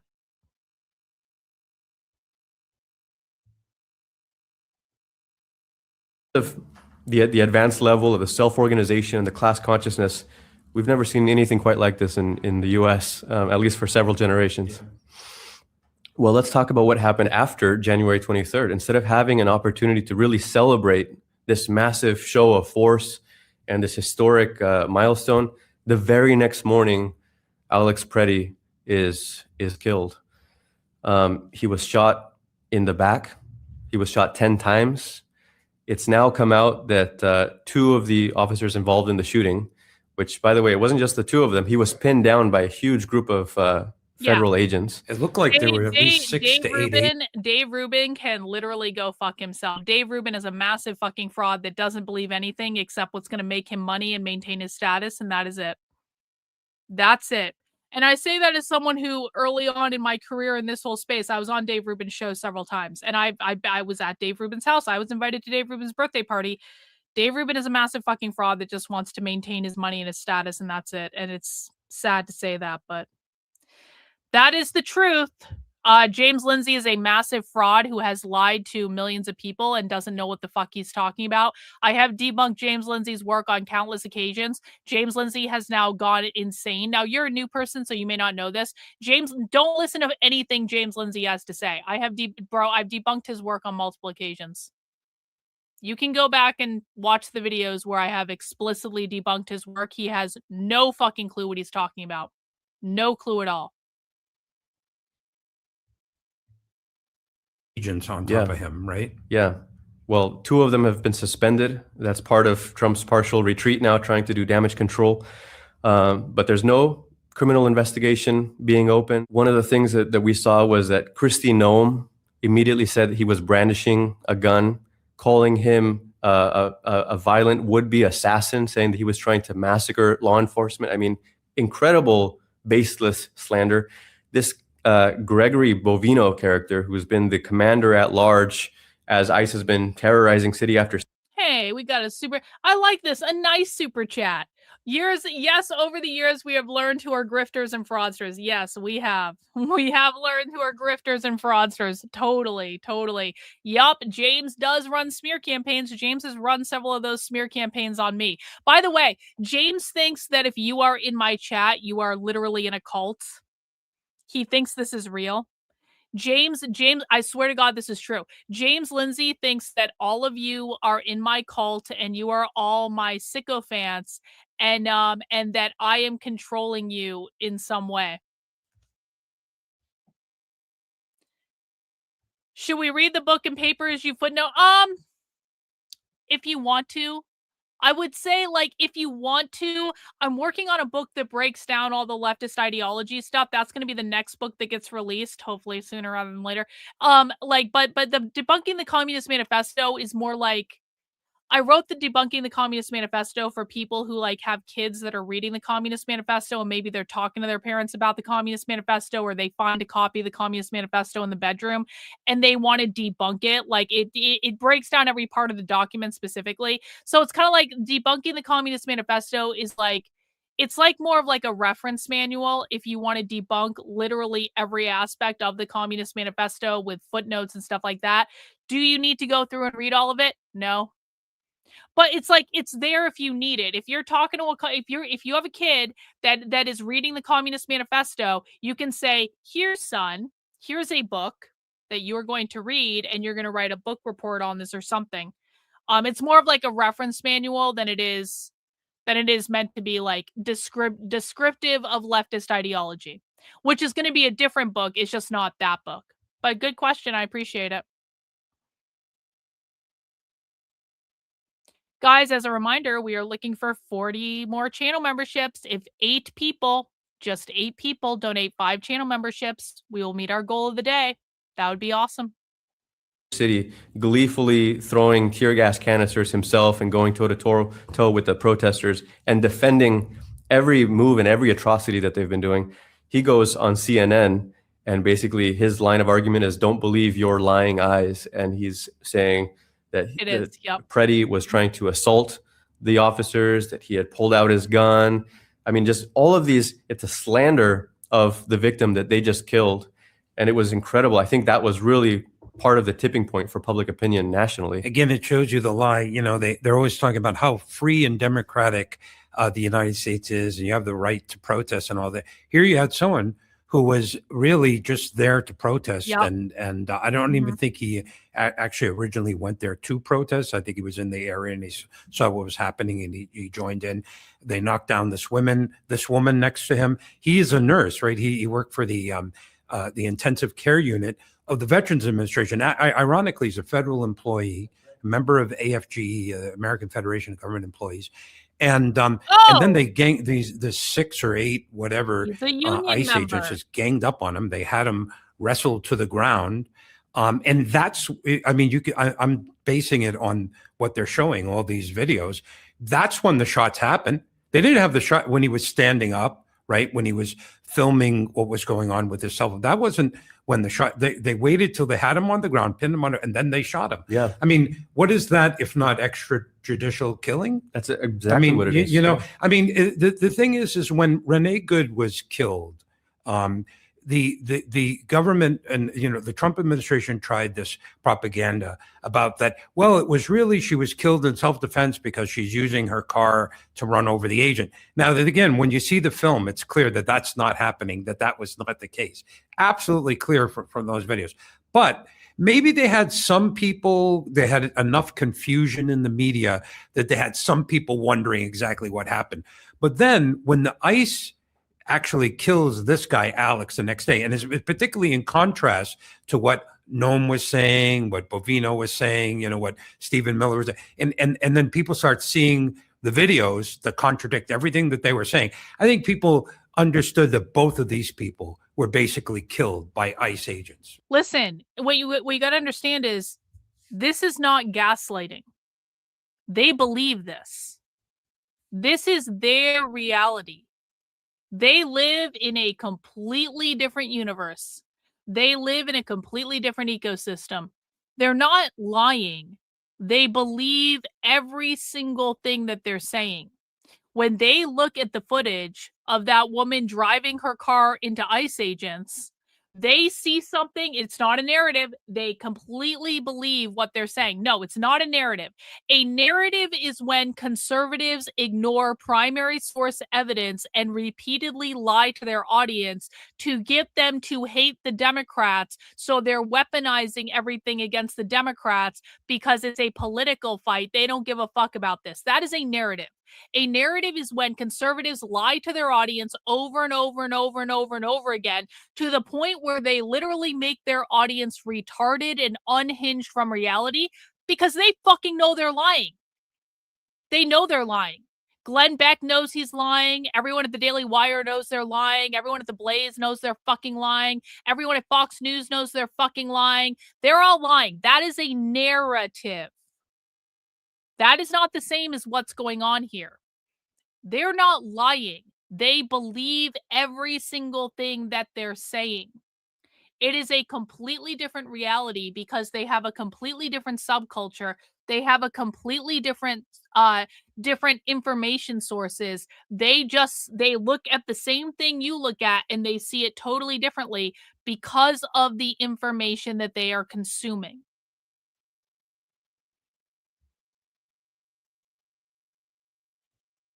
No, I think they're massive fucking liars who refuse to who know what the evidence is and they refuse to engage with it. Bro, I've been in the conservative ecosystem. I've been in their little political machine.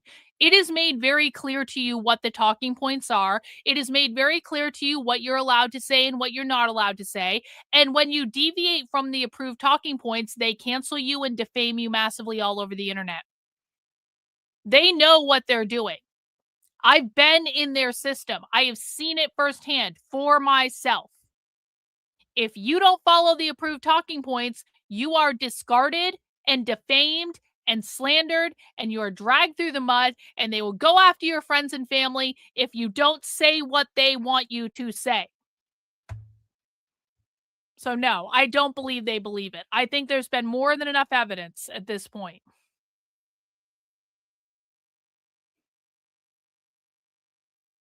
Are we seeing two different timelines that are trying to merge into one? It's already one timeline. It's not two different timelines. It's already one timeline.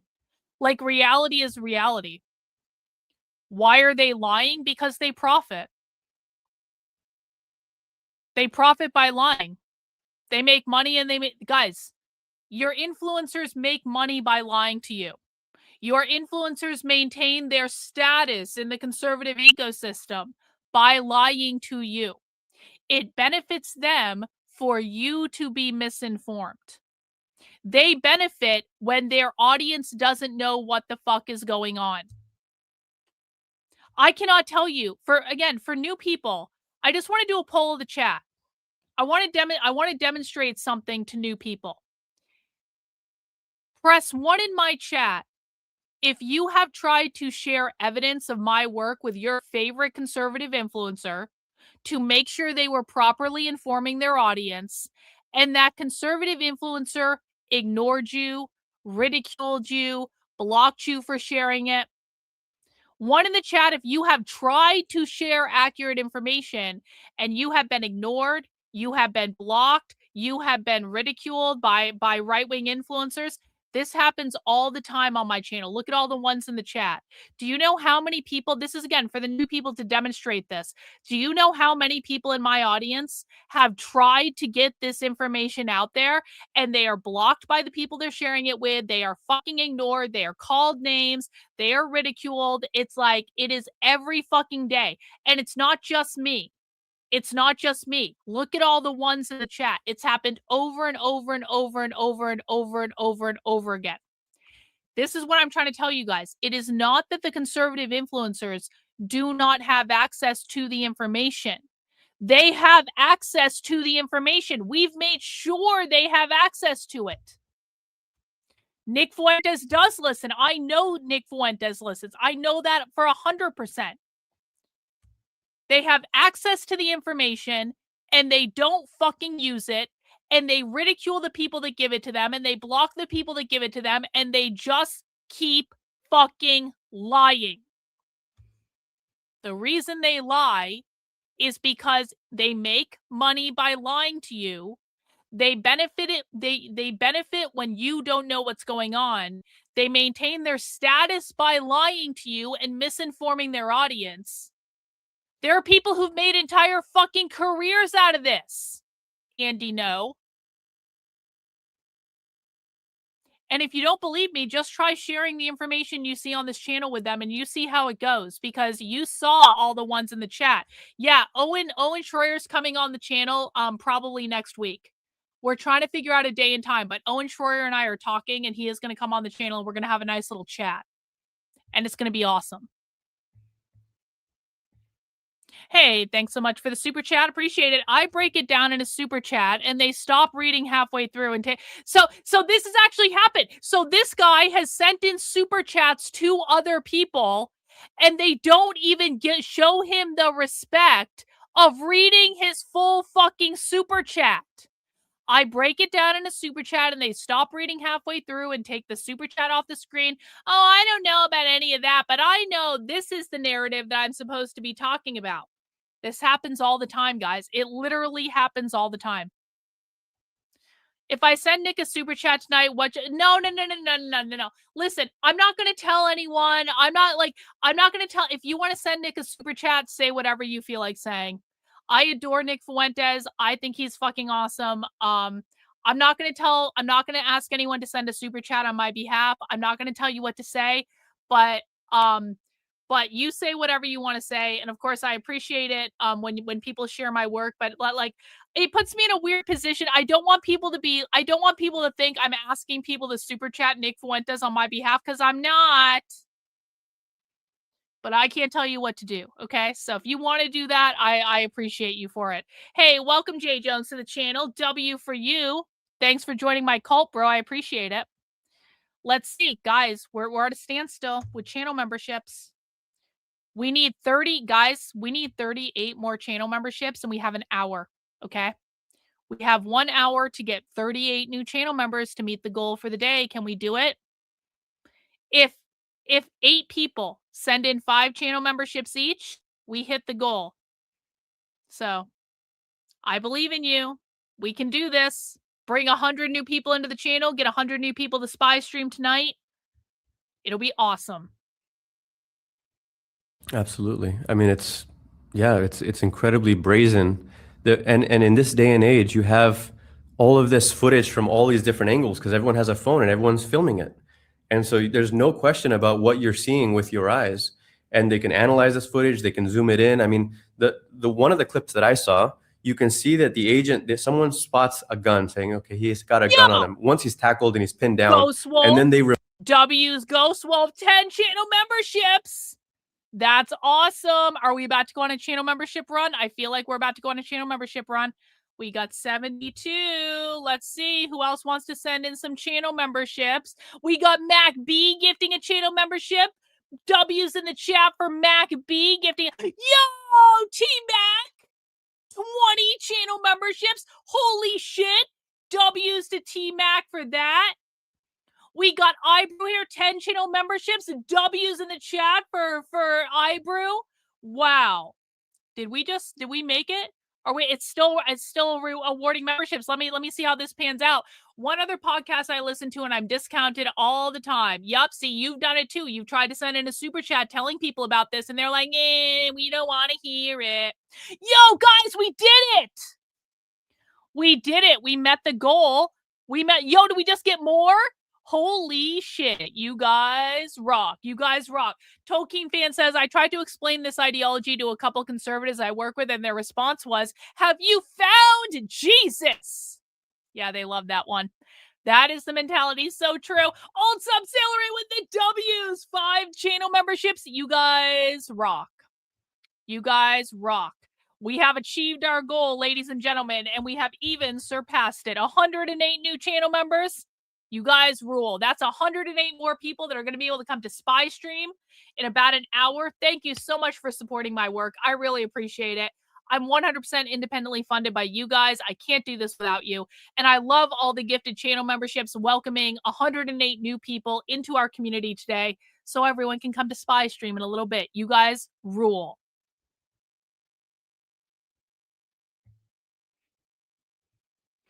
You're a great analyst, so I've heard so many of these mainstream media drop keywords like comrade, mutual aid. Yep. Welcome. Hey, thanks, Anthony, for the super sticker. I appreciate it. Remove the gun, and this is what the New York Times reported this. After they've removed the gun, that's when he's killed. So he was disarmed and then murdered in the back. I mean, this is an incredible act of brutal violence. Yeah. And aren't you innocent until proven guilty? These people are executing people even before they've been arrested. That's right. Yeah. No, you've mentioned. Yeah. He first of all, Bovino goes on TV and says, well, he brought a gun to a riot. He showed up to the protest. This was premeditated. That was not a riot or a protest. This was a spontaneous. No one planned to show up there. This was called. It was, if anything, there was people surrounding because there's some kind of ICE activity underway. So no one plan to go anywhere. None of this was premeditated except for the ICE agents. They were the ones who had a premeditated role in showing up to that neighborhood. But then, okay, so suddenly it becomes a crime punishable by death to be carrying a weapon. Of which he had a permit for. Exactly. And has a right to have that weapon according to the Second Amendment of the Constitution, right? So your First Amendment right to assemble, to be there, to be observing the cops, to be filming them. To protest, yeah. That goes out the window. Your Second Amendment right, that goes out the window. Forget about the Fourth Amendment, searches and seizures. I mean, what did the U.S. Constitution actually do for Alex Preddy or Renee Good? Obviously nothing, you know? And that's this is part of consciousness. There's comrades that have relatives in Minneapolis and the comrades that are on the ground telling us about, you know, my mother or my elder relative saying, I thought we had democratic rights. I guess we don't. And people are drawing conclusions about what it means to live under a so-called liberal bourgeois democracy in the U.S. in 2026. Yeah. Well, Lenin, I think it was Lenin used to say, life teaches. And the thing is that people, frankly, a lot of American workers had illusions, like in the government, in the whole system, because of the propaganda that they get from the media, from the universities, and from the politicians and everything. But the actual fact is this, that the real government in this country, it's not a government of, by, and for the people. It's not. It's a government of, by, and for the wealthy. It's a dictatorship of the wealthy over people. Now, it is bourgeois democracy. We would call it bourgeois democracy. What is bourgeois democracy? That means democracy for the bourgeois, democracy for that richest 1 or 2%. For the rest of us, it's a class dictatorship over the population. And that class dictatorship. So this is important for people to understand if you're new to the channel. When socialists and communists say the word democracy, they don't mean what we have now. They mean socialism. So when they say protecting democracy, they don't mean what we currently have. They don't mean our current system. They mean socialism. They're trying to create socialism to make democracy available to everyone. They think we have bourgeois democracy. Bourgeois means democracy by the ruling, for the ruling elite only, not for the people. Imposes itself in many ways over time. And this is nothing new. You know, people shouldn't get that. Like, this is not the first time the U.S. government has killed somebody, killed American citizens, right? Do you want to go back to the Civil Rights Movement? Do you want to go back to the Vietnam War movement, Kent State, right? Do you want to go back to, like, when there were uprisings in black neighborhoods in the 1960s, 1967, how many people were killed in Watts, in Detroit, you know? You know, we can go over, there are many examples of the U.S. government killing people who are protesting, who are opposing the guy. But we should be clear about what we're dealing with. This is not a government that really is controlled by the masses of the people of this country. Yeah. Well, in a sense, it's like the mask is coming off.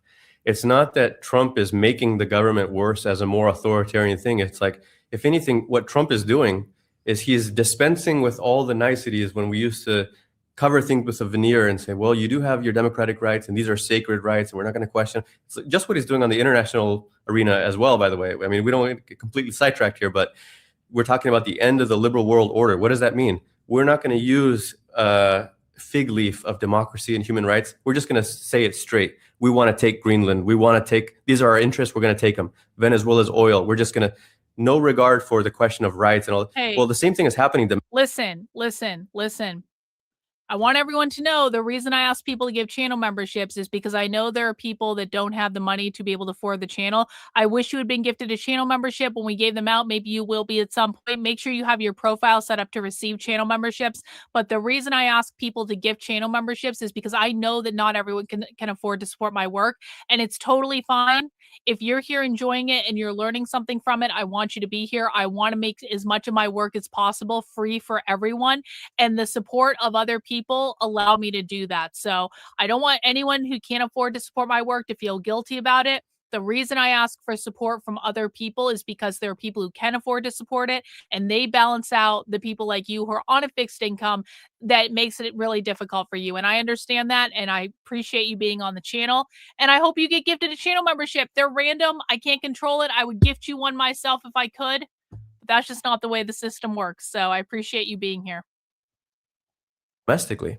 And really what's happening is it's the truth of bourgeois democracy that is coming out. It's not something that wasn't there before. It's just that they're getting rid of they're stopping to play the game and they're just playing with it, really. Yeah, I want to be clear to the listeners too. We're not saying it's not a dictatorship in the sense of a one dictator, a Bonapartist dictator. It's not fascism, right?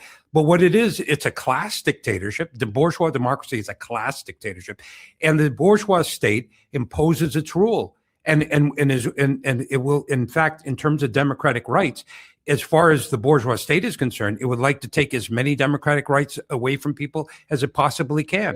Because democratic rights, they don't come from a piece of paper called the Constitution. They're not granted by the people above, the ruling class to the masses and say, here's some wonderful rights. We want you to live a nice life. That's not the way it happens.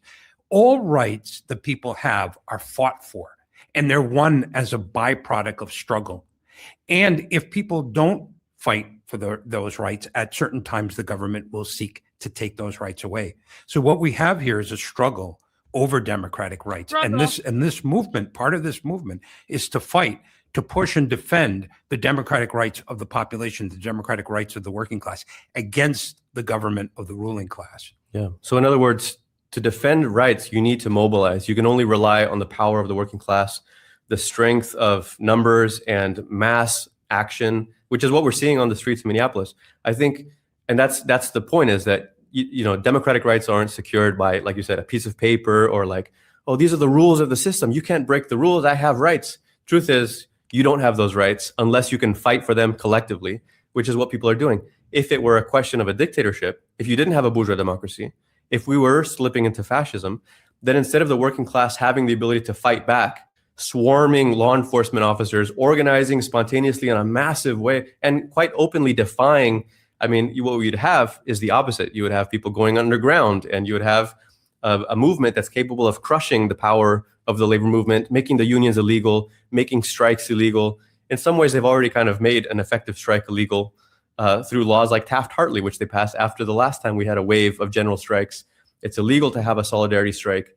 It's illegal for workers across an industry to go on strike if it breaks the terms of their specific contract with each of their employers. You can't. Yo, that was you, old sub. You spent $80 in my merch store today. I really appreciate that, bro.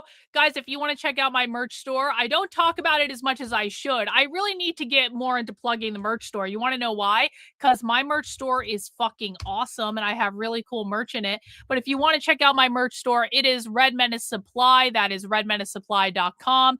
And you can get this cool Make Water Cannons Great Again t-shirt right now. Comes in a couple different colors. Looks really awesome. I'm actually wearing one of my Plague Doctor t-shirts right now. I don't know if you guys can see it. You probably can't. I'm wearing a Plague Doctor t-shirt out of my own store right now. We got the McCarthy is Right series. This was actually based off of the Revolutionary Communists of America doing the Karl Marx pointing at you. That was actually inspired by the group we're watching today. I need a bookstore too. Hey, working on it, bro. We got some other stuff too. We got the anti-Antifa. We got some propaganda. We got the Gnostic sex cult. There's the Plague Doctor that I'm wearing. We got the Red Menace Collective propaganda. We got all sorts of cool stuff in the merch store. I should probably plug it more than I do, but I appreciate everyone who is buying my merch and enjoying it. And I usually add stuff and I take stuff out and I make new limited edition stuff and stuff like that. So appreciate you mentioning my merch store and appreciate you making a purchase. That's awesome. Mobilize that power. So naturally, in this conflict between workers and owners, the bosses have, who have complete control of the laws and the state apparatus, have made it illegal to have an effective method. There's actually going to be a They Live t-shirt going up in the store very soon. I was going to launch it. I just got so fucking busy last month. I have a They Live t-shirt. I have a They Live t-shirt that is going to be going up. Yeah, all tears are tasty. That was a great one, man. The All Tears Are Tasty Tumblr. For the struggle. And that's what people are learning in practice now. Yes. It's ironic, right? 250th anniversary this year of the United States, right? And you take a look at a simple question like universal voter suffrage, right?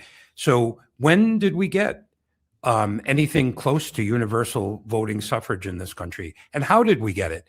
I think okay, you go back to 1776. Did we have it in 1776? No, we didn't. Did we have it in the 1800s? No, we didn't. It took to what, 1965 as a byproduct of the civil rights movement? That's when it took. It took almost 200 years to get just the right to vote. And that was not given on a platter. It wasn't given by a piece of paper. It was given as a byproduct of struggle. Yeah, that's it. Masses in the streets. That's a good one. Linked with a lot of massive strike action in U.S. industry. So these traditions are coming back today.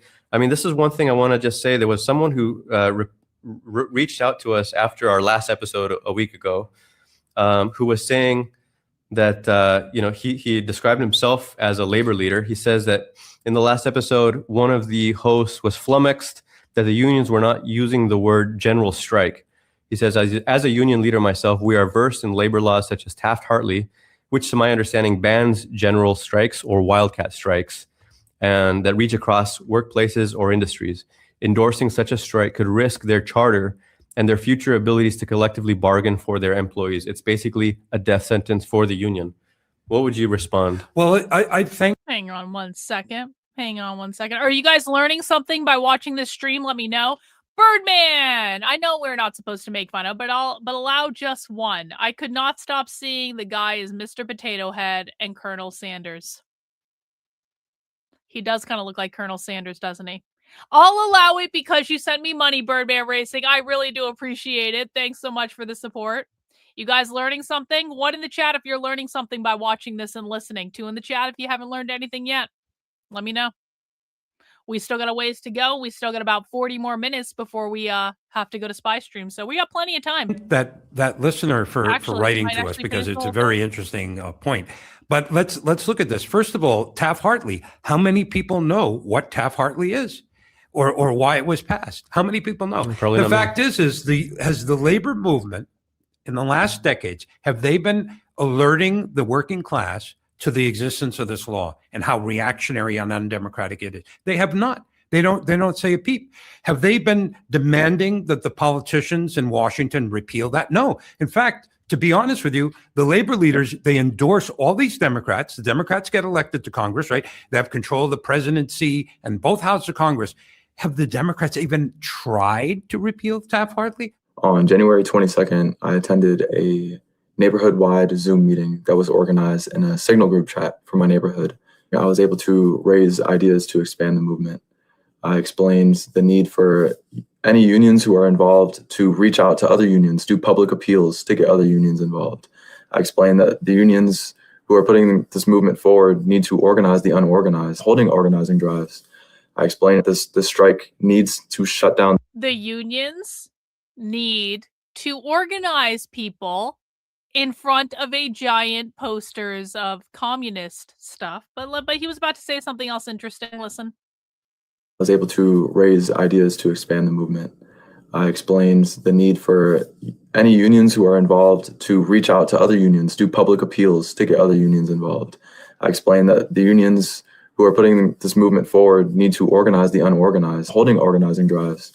I explained that this strike needs to shut down the facilities that ICE needs to operate, such as the airport, the hotels, the restaurants. And then I started explaining why these labor leaders aren't calling this a general strike. I explained Taft-Hartley. The strike needs to shut down the things ICE is relying on, like the airports and the hotels and the car rentals and all of the things. They're trying to shut down the economy, guys. They say this overtly. Hey, bro, like, do me a favor here. When you have a free day, when you have a free Saturday, go find a communist meeting in your area. And I promise you there's one that you can find, and go to them and say, excuse me, have you never read about Bolshevism in Russia? And the group that we're watching specifically literally holds entire weekend long seminars on the Russian Revolution. They revere the Russian Revolution.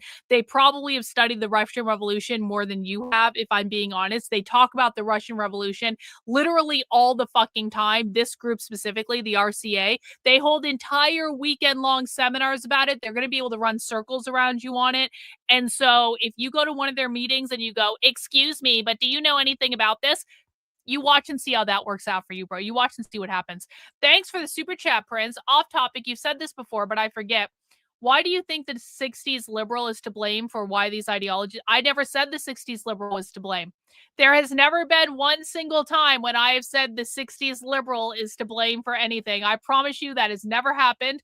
I don't know where you got that idea. I don't know where you heard that, but that is like literally never, ever, ever, ever, ever, ever, ever something that has come out of my mouth.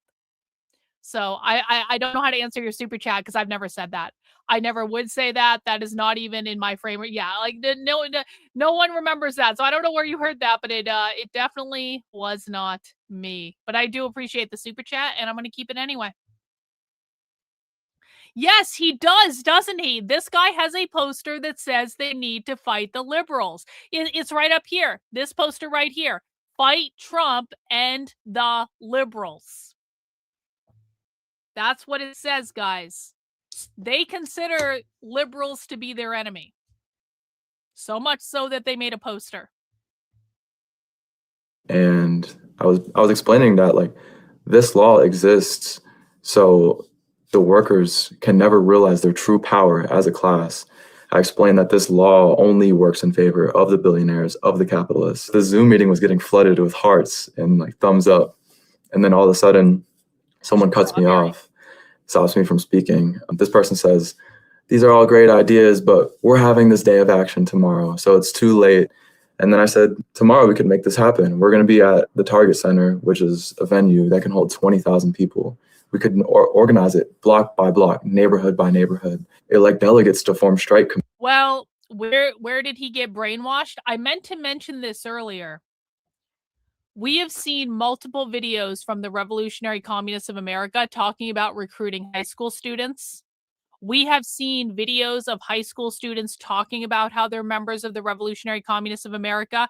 There's even actually, let me show you this. Let me show you this. Do I have it up? Hang on. Revolutionary Communists of America. On their YouTube channel right now. Middle schoolers and ex-MAGA look to communism. Should we watch this 5-minute video? Should we take a break and watch this 5-minute video? Middle schoolers and ex-MAGA look to communism. Revolutionary Communists of America. Hi, my name is Stanton. I work here in the media department at the Office of the Communist. And this past year in 2025, we grew our ranks by The Communist is a newspaper run by the Revolutionary Communists of America. 37%. There's two themes that we saw. One of them, the big one, is the amount of very young people who are writing in to join our party, as young as 14, 15 years old in some cases. This ultimately proves what Marxists have explained for some time, which is that the crisis of capitalism falls hardest on the youth. The future ahead of this generation is one of climate change, economic catastrophe, certainly not having a nice, stable, easy job and home and life. And this is quite radicalizing. And it's produced an entire generation, a communist generation of young people who want to get organized and want to fight for their own future and for the future of all of humanity. And we recruited quite a few of these young people this year. Whenever anybody joins the RCA, we always ask them, why are you joining? What makes you a communist? These are some of my favorites. This one is from North Carolina. I'm in 8th grade. I need advice on starting a communist club at my school and how we can connect with other communists internationally. Now, from what I've heard, the comrades in North Carolina are in touch with this comrade and are giving him that advice. And can I... So an 8th grade, guys, when I was in 8th grade, I remember freaking out over having to learn calculus because they put me in the advanced level math class. You're 13 fucking years old in 8th grade, okay? 13-year-old writes into the Revolutionary Communists of America in North Carolina and said, I would like to start a communist club in my school. And the Revolutionary Communists of America are like, sure, bro, we're going to help you set that right up. 13 years old. Just say that to anyone out there, by all means, write in. We have all the advice in the world to give you. And I bet that you actually have plenty of advice for us. And then we got this one too, from Huntsville, Alabama. I don't want to sit back while history happens. I want to help build a party that can actually win. I am willing, by any means necessary, to study and learn Marxism, fight the capitalist class, and dismantle the capitalist system. By the way, I'm just going to mention this. When we first started watching the Revolutionary Communists of America over 3 years ago, we started watching this group 3 years ago, before anyone knew who this group was. We watched a video of literally the people we're watching on that other podcast talk about overthrowing the government. That night, a group of my audience members, and I didn't ask them to do this, but they came up with a plan and they wanted to do it. A group of my audience members went and sent a whole fuck ton of super chats to Tim Pool. Do you guys remember this? I think it was organized by Judy. Judy was the instigator. After we saw this specific group talking about overthrowing the government on video 3 years ago, it was a whole bunch of my audience members that sent a fuck ton of super chats to Tim Pool that night that said Karlyn was right, Karlyn found this crazy shit, all of this stuff. Guess what? Every single one of those super chats was ignored because Tim Pool hates me and he's afraid of me and he doesn't want any evidence that contradicts his narrative. And it was a lesson. And I've told people, like, I once had someone send $500 to Tim Pool telling him, you've got to fucking talk to her. And Tim Pool didn't even acknowledge it. I've told people to stop sending that asshole money on multiple occasions, and certainly don't do it with my name because he's not going to acknowledge it if you do. But that's right. They actually fucking deleted the super chats. Not only did Tim Pool not answer them, Tim Pool deleted the fucking super chats mentioning my name after we had just watched a video of these assholes talking about overthrowing the government. I tell you this story because if you have never seen this content before, it's not because we didn't try to warn you. It's because the people that are trusted by, the morons on the internet to actually articulate information hide information from their audiences. Even if it is sent to them directly, they will not report on it. Phil Labonte, do you guys remember when Phil Labonte called Sin an evil cunt or something like that? Sin is a senior citizen in my community, a naval veteran, and she tried to share this information with Phil Labonte, who's on Tim Pool's show, and he called her an evil cunt and blocked her on Twitter. Or something like that. It may not have been that thing specifically, but yeah, you remember that? Yup. So if you guys are confused about why you haven't heard this information before, just know that we tried. We tried. And we lost. It was an uphill battle from the get-go. Yeah, Phil Labonte needs to sit down and shut the fuck up. He really does. That asshole was dead to me after he pulled that little stunt. Phil told me if I kept talking about you, he would block me, so I stopped. Yeah. So Bot was posting clips of me all the time in Phil Labonte's replies, and Phil Labonte ordered Bot to stop talking about me, and then he blocked her anyway.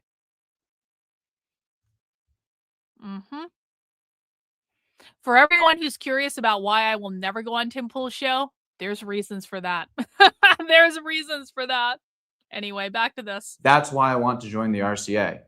These are just small glimmers into the revolution. Yo, we got a super chat. Thanks so much, James. Do any of the influencers even play what the commies are saying like you do? Nope. No one else does this. I'm the only person that does this. I've never seen any, so maybe. I mean, listen, if you ever find someone that plays this stuff like I do, please let me know. I would love to talk to them. But no, we have literally never found anyone else that does this. Yep, Bot's a girl. Yep, Bot's a girl. Revolutionary attitude amongst the most far-sighted section of the youth, and we are confident there are thousands more people out there like this. You are all welcome into our party. But I'd like to go over one other theme that we witnessed in 2025. The liberals oftentimes paint the entire section of the United States that voted for Donald Trump like an entire group of just reactionary individuals who are dumb and stupid. But Marxists understand it differently. We understand that a large section of the working class. Owen Schroyer and I are talking in DMs. He's going to come on the channel. It'll probably be next week, though, because his schedule was booked up this week, and I had Spy Stream this week anyway. And so Owen and I are trying to figure out a date for him to come on the channel. So that is going to happen. It's just not going to be this week. Is looking for an alternative to the establishment. Another super chat. Sorry to keep pausing the video, guys. Remember when Bach got James to say capitalism and he was so frustrated? That was funny. Oh yeah, when Bach got James Lindsay to say the word capitalism because James was refusing to say it. That was a classic Bot moment. Appreciate the super chat. Thank you. Ruined our lives for the past 50 years, if not more. And in a distorted way, Trump represented this type of anti-establishment mood. And that's why millions of ordinary workers with the healthiest of instincts did actually support him. At the very end of last year, we got a pretty remarkable joint submission from a communist in Memphis, Tennessee. He said, "I'm in my late 40s and totally new to communism. Until recently, I was a lifelong conservative Republican who voted for Trump 3 times. Oh, yeah? Over the course of this year, I've become totally disillusioned with the system." He then goes on to explain that with inflation, he's struggling to afford groceries and keep his job and wages up. And then he says, "I asked myself, who's standing up for workers? I began reading. I read the Communist Manifesto and was excited. I began reading more about communism and surprisingly found myself agreeing with what I read. After searching for communist groups online, I found your website. I've been reading your articles and watching your YouTube videos and find myself agreeing with what you say.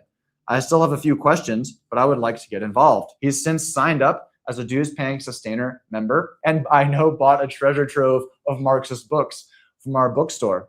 And if you take these as a whole, I mean, this is the thought process going on in the youth, and it's a thought process going on in the older section of the workforce. And this is precisely why we have nothing but optimism in our class to get organized and fight against capitalism. And so if you resonate... So, is anyone confused? The Revolutionary Communists of America are not only recruiting in high school, but they're helping middle schoolers to start little communist groups in their schools to recruit more members. And at the same time, they're getting all the people, or maybe not all the people, but some of the people who are disaffected with Trump because he's a massive cuck to Israel and isn't actually doing what he said he was going to do. And they're getting all those MAGA people that now regret voting for Trump because of how miserable his second administration has been. And they're rounding them up too. Fun fact. Anyway, let's go back to the other video. I want to make sure we get through as much of this as possible. Committees here. And of course, as I'm explaining this again, he cuts me off again. I got suspicious of this person actually. And I found out their name, which was Dan Engelhardt. Lo and behold, this person is running for office here in Minneapolis as a Democrat. The need for class independence within every stage of this movement is making itself known. By the way, Okay. So we need to go back and think about what this kid is saying here. So because we took a little bit break, we took a little intermission, we went and did something else. This kid is obviously in the Revolutionary Communists of America. This kid was on a general strike union organizing call in Minneapolis where he tried to say, we need to organize at a much bigger scale for this mass general strike, and we need to shut down the economy and all that. The organizers of that call basically poo-pooed him and were like, no, we're just doing this one thing. And then he finds out, oh, the organizers of the call, the one that he was on, he's running as a Democrat for office. So for people who think that these guys work with the Democrats, he's shitting on the Democrats and what he's saying. He's like, oh, okay, I know why they're working against us, because he's a fucking Democrat. The Democrats do not support these people. These people do not support the Democrats. Does everyone understand? We'll listen to him say it again because I know we cut it off a little bit. And I think it's a really important point. Let's go back a little bit. Wide Zoom meeting that was organized in a Signal group chat for my neighborhood. I was able to raise ideas to expand the movement. I explained the need for any unions who are involved to reach out to other unions, do public appeals to get other unions involved. I explained that the unions who are putting this movement forward need to organize the unorganized, holding organizing drives. I explained that this strike needs to shut down the facilities that ICE needs to operate, such as the airport, the hotels, the restaurants. And then I started explaining why these labor leaders aren't calling this a general strike. I explained Taft-Hartley, and I was explaining that this law exists so the workers can never realize their true power as a class. I explained that this law only works in favor of the billionaires, of the capitalists. The Zoom meeting was getting flooded with hearts and thumbs up.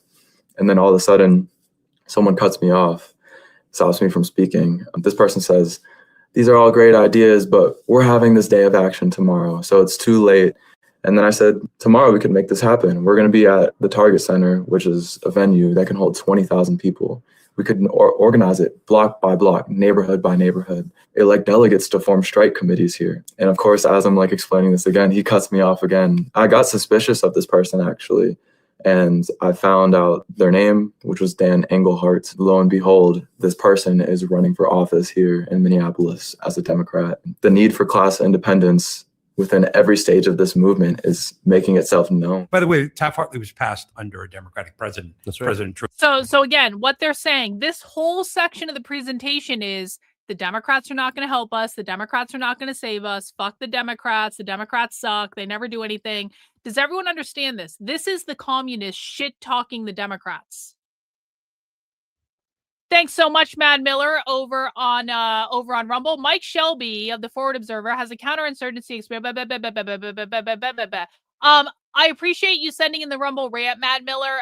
Mike Shelby is an arrogant asshole who doesn't know half as much as what he thinks he knows. And if he mentioned Crime Think, I promise you he got that from me because he was not talking about Crime Think before I called him out for not knowing what the fuck he was talking about. And then all of a sudden he was talking about Crime Think. So, yeah, I think he got that from me. I will not talk to Mike Shelby. I find him to be an arrogant douchebag that is completely unopen to information. And I find his work up to the point where I saw it, which has been a while since I've even looked at it. His work was suspect at best, and I didn't find it to be very compelling. So I appreciate the super chat. I do not appreciate Mike Shelby at all in any way. But put that aside for another day.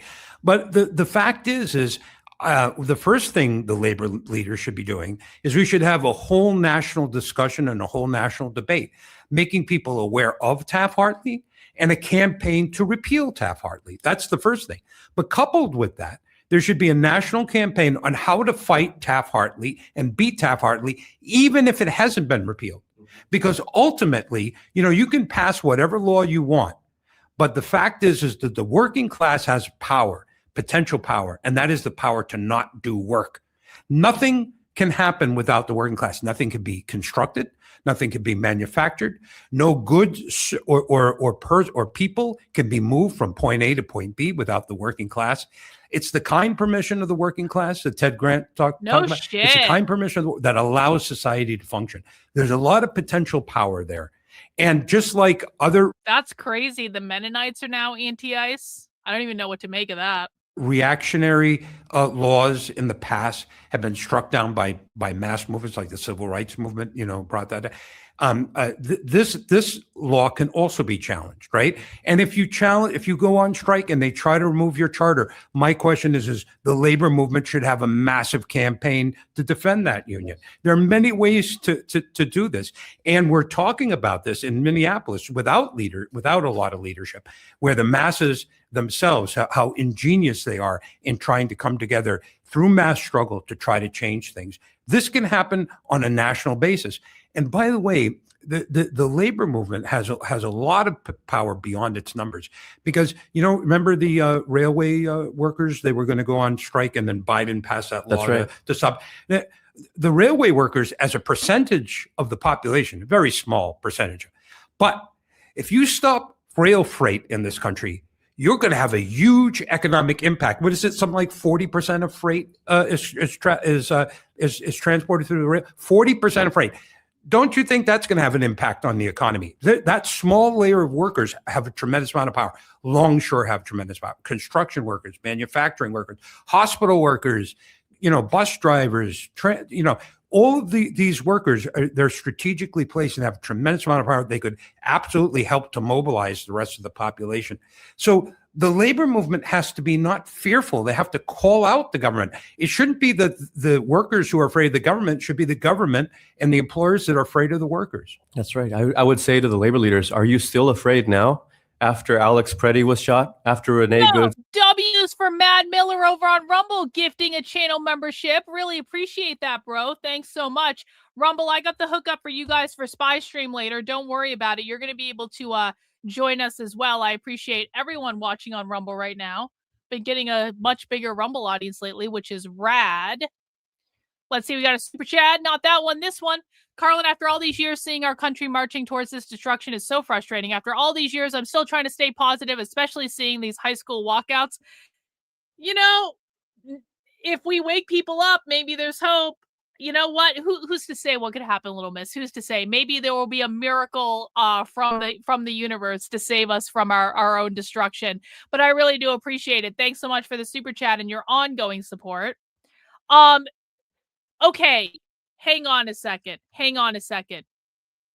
Dumb phone, what the fuck media have you been watching? Because anyone, and again, bro, I'm not trying to make you feel bad, but anyone who's not listening to conservative media fucking loved that performance last night. Even people on the right, there were many people on the right who were like, that performance was way better than that Turning Point shit show. So if you think there is mass backlash to the Bad Bunny Super Bowl halftime show, that's not real, bro. That's a conservative talking point that is not real. You need to go outside the conservative echo chamber. I appreciate you coming here and I appreciate you supporting the channel. And I know you're still learning and you're still figuring it out and all that stuff, but there is no universe in which there is a mass backlash to that halftime show. If anything, what I saw was a lot of people on the right saying the Turning Point one sucked. Kid Rock sucks. He's a degenerate. We don't like him. And they said that the Bad Bunny one was and I don't even know who the fuck Bad Bunny is. So I didn't even watch the Super Bowl. I don't really care. But what I saw was people saying, yeah, that show was actually fucking awesome. And the TPUSA one sucked. So. Life was taken after people are throwing out their own fear and pouring into the streets, risking their lives, risking their rights. Are you still afraid to break this law that makes it illegal to have an effective strike action when the masses have shown their willingness to struggle? I mean, can you imagine if they had actually come out? And so here's the other scenario. Instead of just having a symbolic, like a day of action and hoping that you get a big turnout, which is what we had on that historic result on January 23rd, what if we had an all-out general strike? And now we're not just talking about the small businesses. It's a great sign of sympathy from the small business owners that they were willing. Like Kid Rock fucking lip synced, and it wasn't even good lip syncing. Kid Rock, like, I cannot fucking believe the level. I mean, again, I didn't watch either halftime show. I didn't watch the Super Bowl. I don't actually give a fuck. But like, I did see clips of Kid Rock lip syncing very, very, very, very, very badly. And I was like, oh, here we go. Here we go. But it doesn't matter, honestly. Willing to shut down, and you had this attempt at like shutting things down. There was actually hundreds of protesters that showed up at the international airport in Minneapolis from the outside, attempting to block that. I mean, this was a massive mobilization, saw clips of it. but it didn't affect what we call the heavy battalions of the working class. There is industry in Minneapolis. Kid Rock did not lip sync. You didn't even watch it. Turning Point was awesome. Are you serious, bro? There are clips of it all over the fucking internet. I exist in the world too. To say Kid Rock didn't lip sync is a new level of conservative cope and retardation that I really wasn't expecting today. In Minnesota, there's the production. There was a lot of Fortune 500 companies, actually more than a dozen Fortune 500 companies and private companies like Cargill. We got a super chat. Sorry, I keep pausing, but I keep having things to say. Station Florida, thanks for the super chat. Is this a born or learned belief or mindset? It's a little bit of both. There are a lot of communists who are second and third generation communists. They have communist parents that took them into communist meetings when they were kids. But so that is a very real thing that happens. But I mean, a lot of this is learned in the public schools. This is an entirely created, like, epidemic of communism based on the stuff that's been going on in the public schools for decades. And no, Trump has not stopped the teaching of this in public schools. It's been going on the entire time. Public schools ignore every Trump executive order. Trump doesn't do fuck off about it. So it's a little bit of both, where some people are just born into communist families and they get taught these ideas from literally like the time that they can like speak. More people learn it in the public schools. Thanks for the super chat. I appreciate it. Food production companies, General Mills, you see these images of all these different cereal products, and you realize they're all owned by what? That's General Well, Mills. That's based. You need to work on understanding the definition of the word objectively, because no, it was not objectively terrible. More people like the Super Bowl one than like the Turning Point USA one, I promise you. And now this is going to distract from the entire rest of this video because people are obsessed with fucking thinking that conservatives have anything to do with culture. In Minnesota, you have energy companies, you have national banks, U.S. Bank. There's different, basically the Fortune 500 companies that are based in Minneapolis area. If you actually organize the workers on that to strike at those companies, the ruling class nationally would feel the pain. And now you're talking about using worker power and generating real leverage that you're not generating otherwise if it's basically just the small businesses, the schools, and a mass demonstration in the street.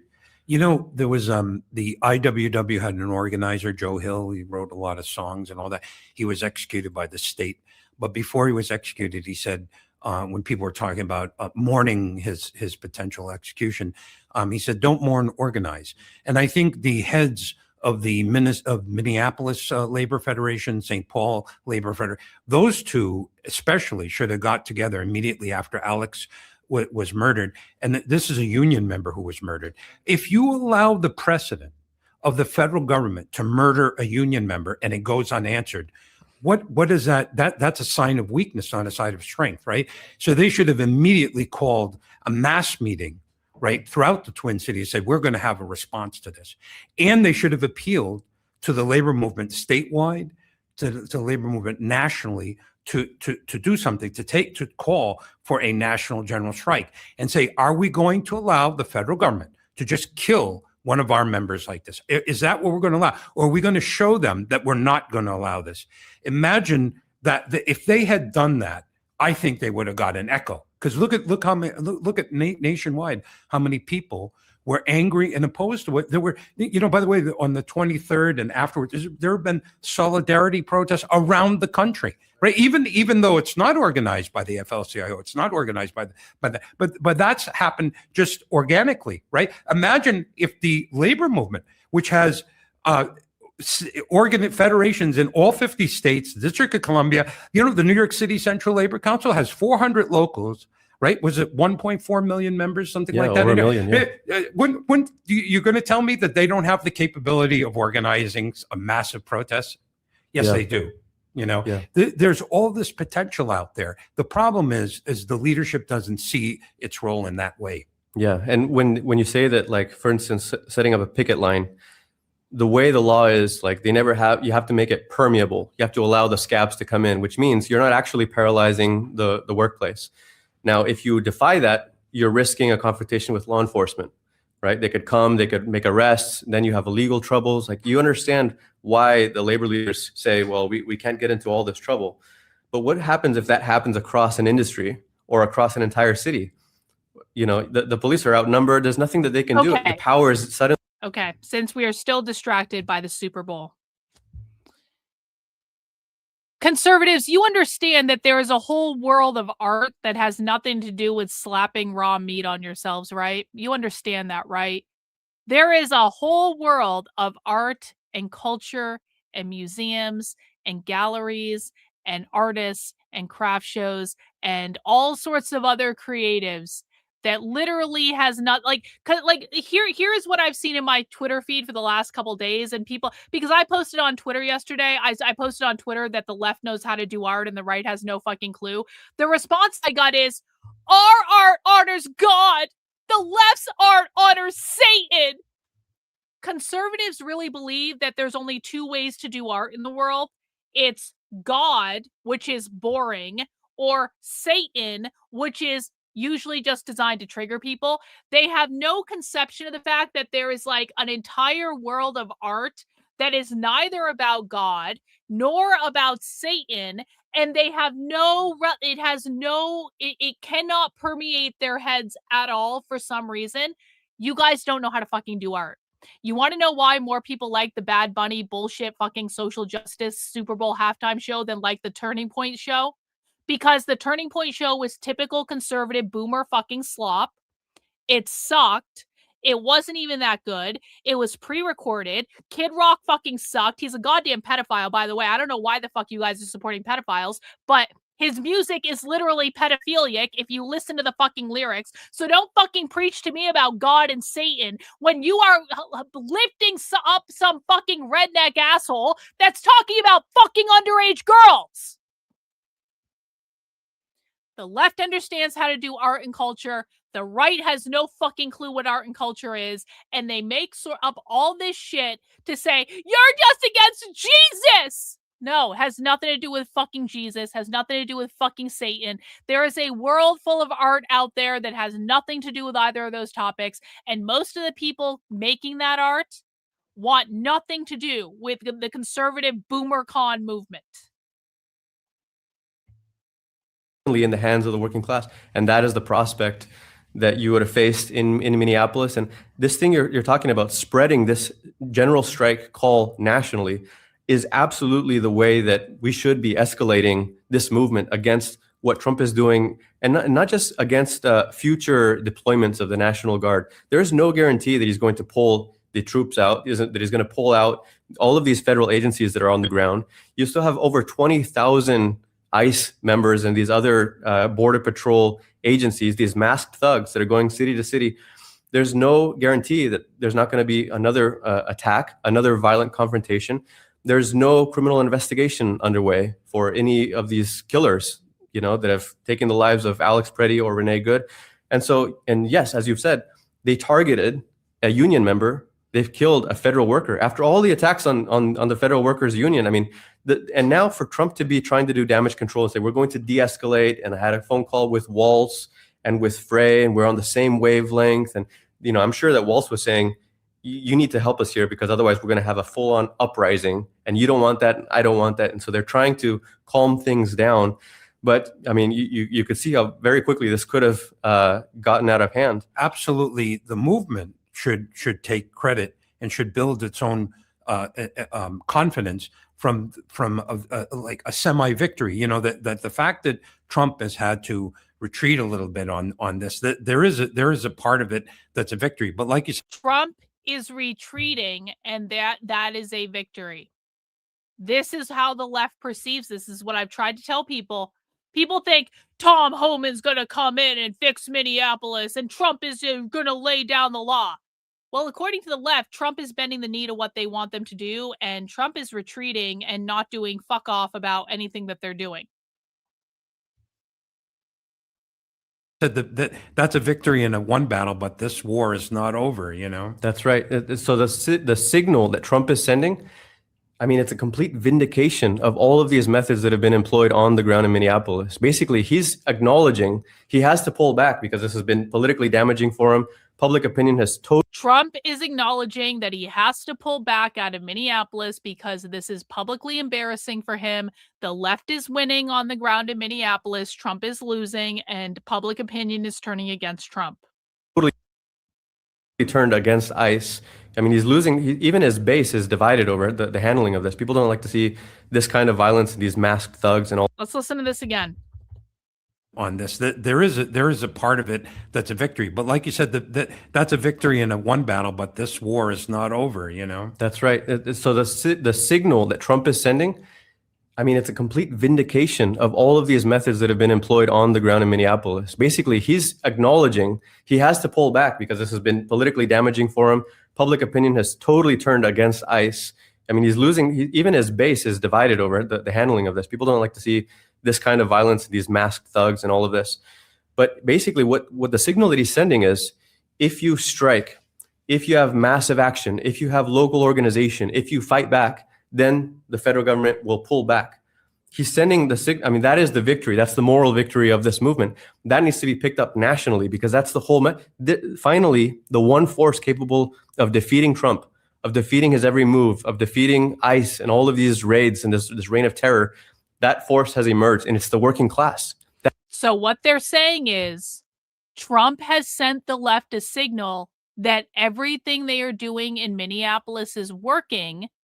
And if they just keep doing what they're doing in Minneapolis and start exporting that strategy nationally, that is going to lead to Trump bending the knee and pulling out of those cities and giving them what they want.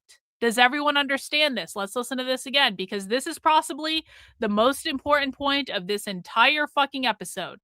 The left believes that they are winning and that Trump has bent the knee to them and that they chased Trump out of Minneapolis. And now all they have to do is keep doing the same thing over and over and over again and keep exporting these strategies nationally, and they will win. And that is the signal that Trump has sent to them through his actions. No one forced Trump to be a massive pussy, guys. No one forced Trump to make the decisions that he has made that has led to the left saying, oh, Trump, you're telling us we're winning and you're losing and you're going to bend the knee to us if we just keep doing this shit. That was Trump's decision, guys. Deployed on the ground in Minneapolis. Basically, he's acknowledging he has to pull back because this has been politically damaging for him. Public opinion has totally turned against ICE. I mean, he's losing, even his base is divided over the handling of this. People don't like to see this kind of violence, these masked thugs and all of this.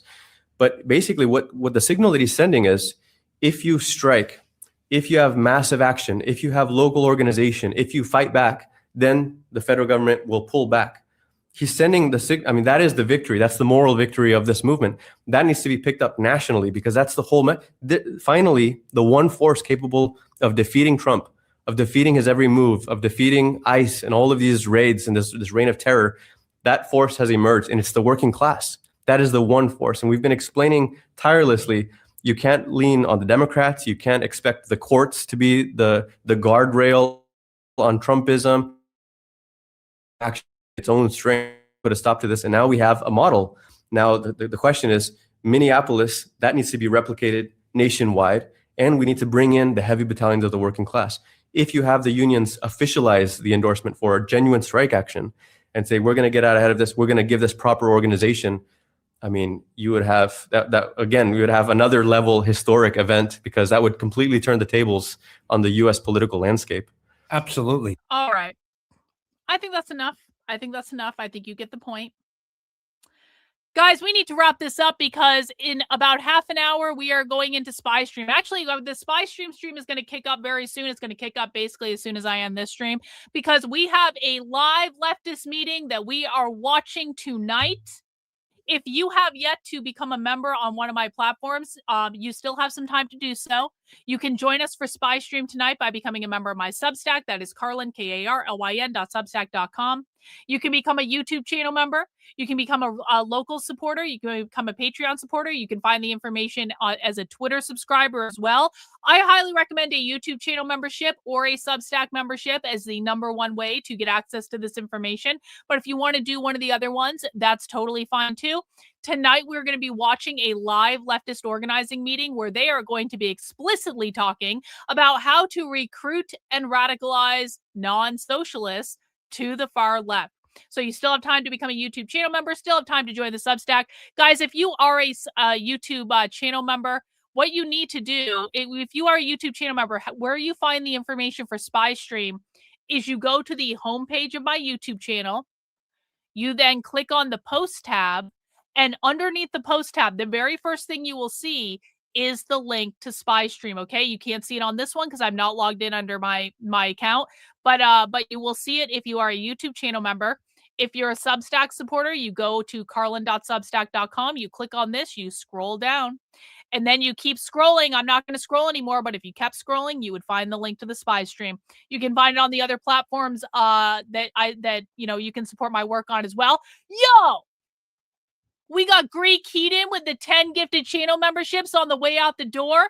That's 10 more people who can join us for Spy Stream tonight. Guys, welcome to the 129 new channel members on the stream today. I really appreciate it. Appreciate all the gifted channel memberships. And I really do hope you guys take advantage of them and you join us for Spy Stream. So I have to shut down this stream so I can start the Spy Stream. And I will see you guys on the other side. Thank you to everyone who sent in super chats today. Thank you to everyone who is supporting the work I'm doing. I cannot do it without you. I really appreciate it. I am 100% funded by people like you. Now we're going to go listen to the far left, and we're going to find out what's going on. All right, guys. I will catch you on the other side. Take care. We'll see you soon. Bye.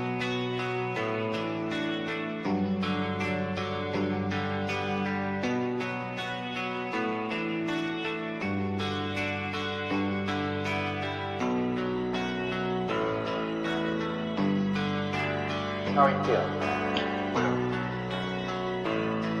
How long have you been here? 3 months, May 17th.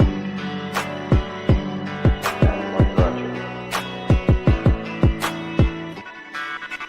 That's difficult to answer.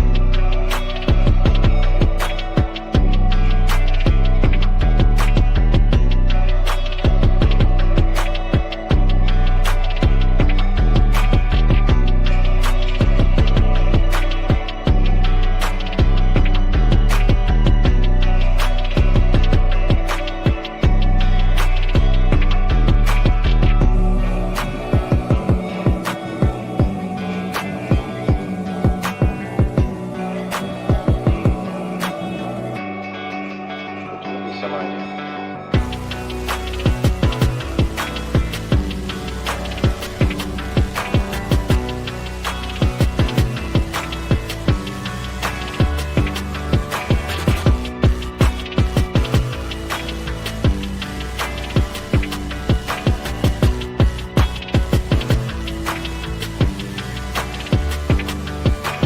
I am not completely like other people. What do you mean by that? People dislike me because I am not completely like them.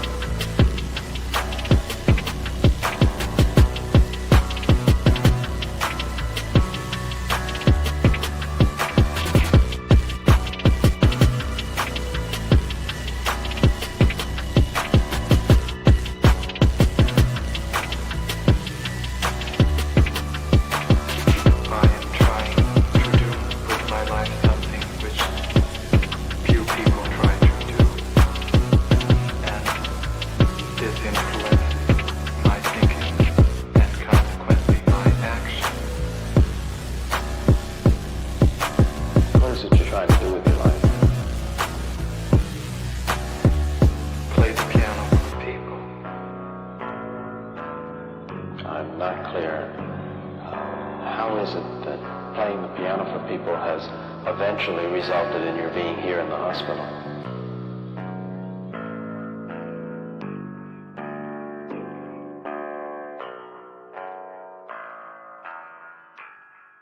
That's difficult to answer.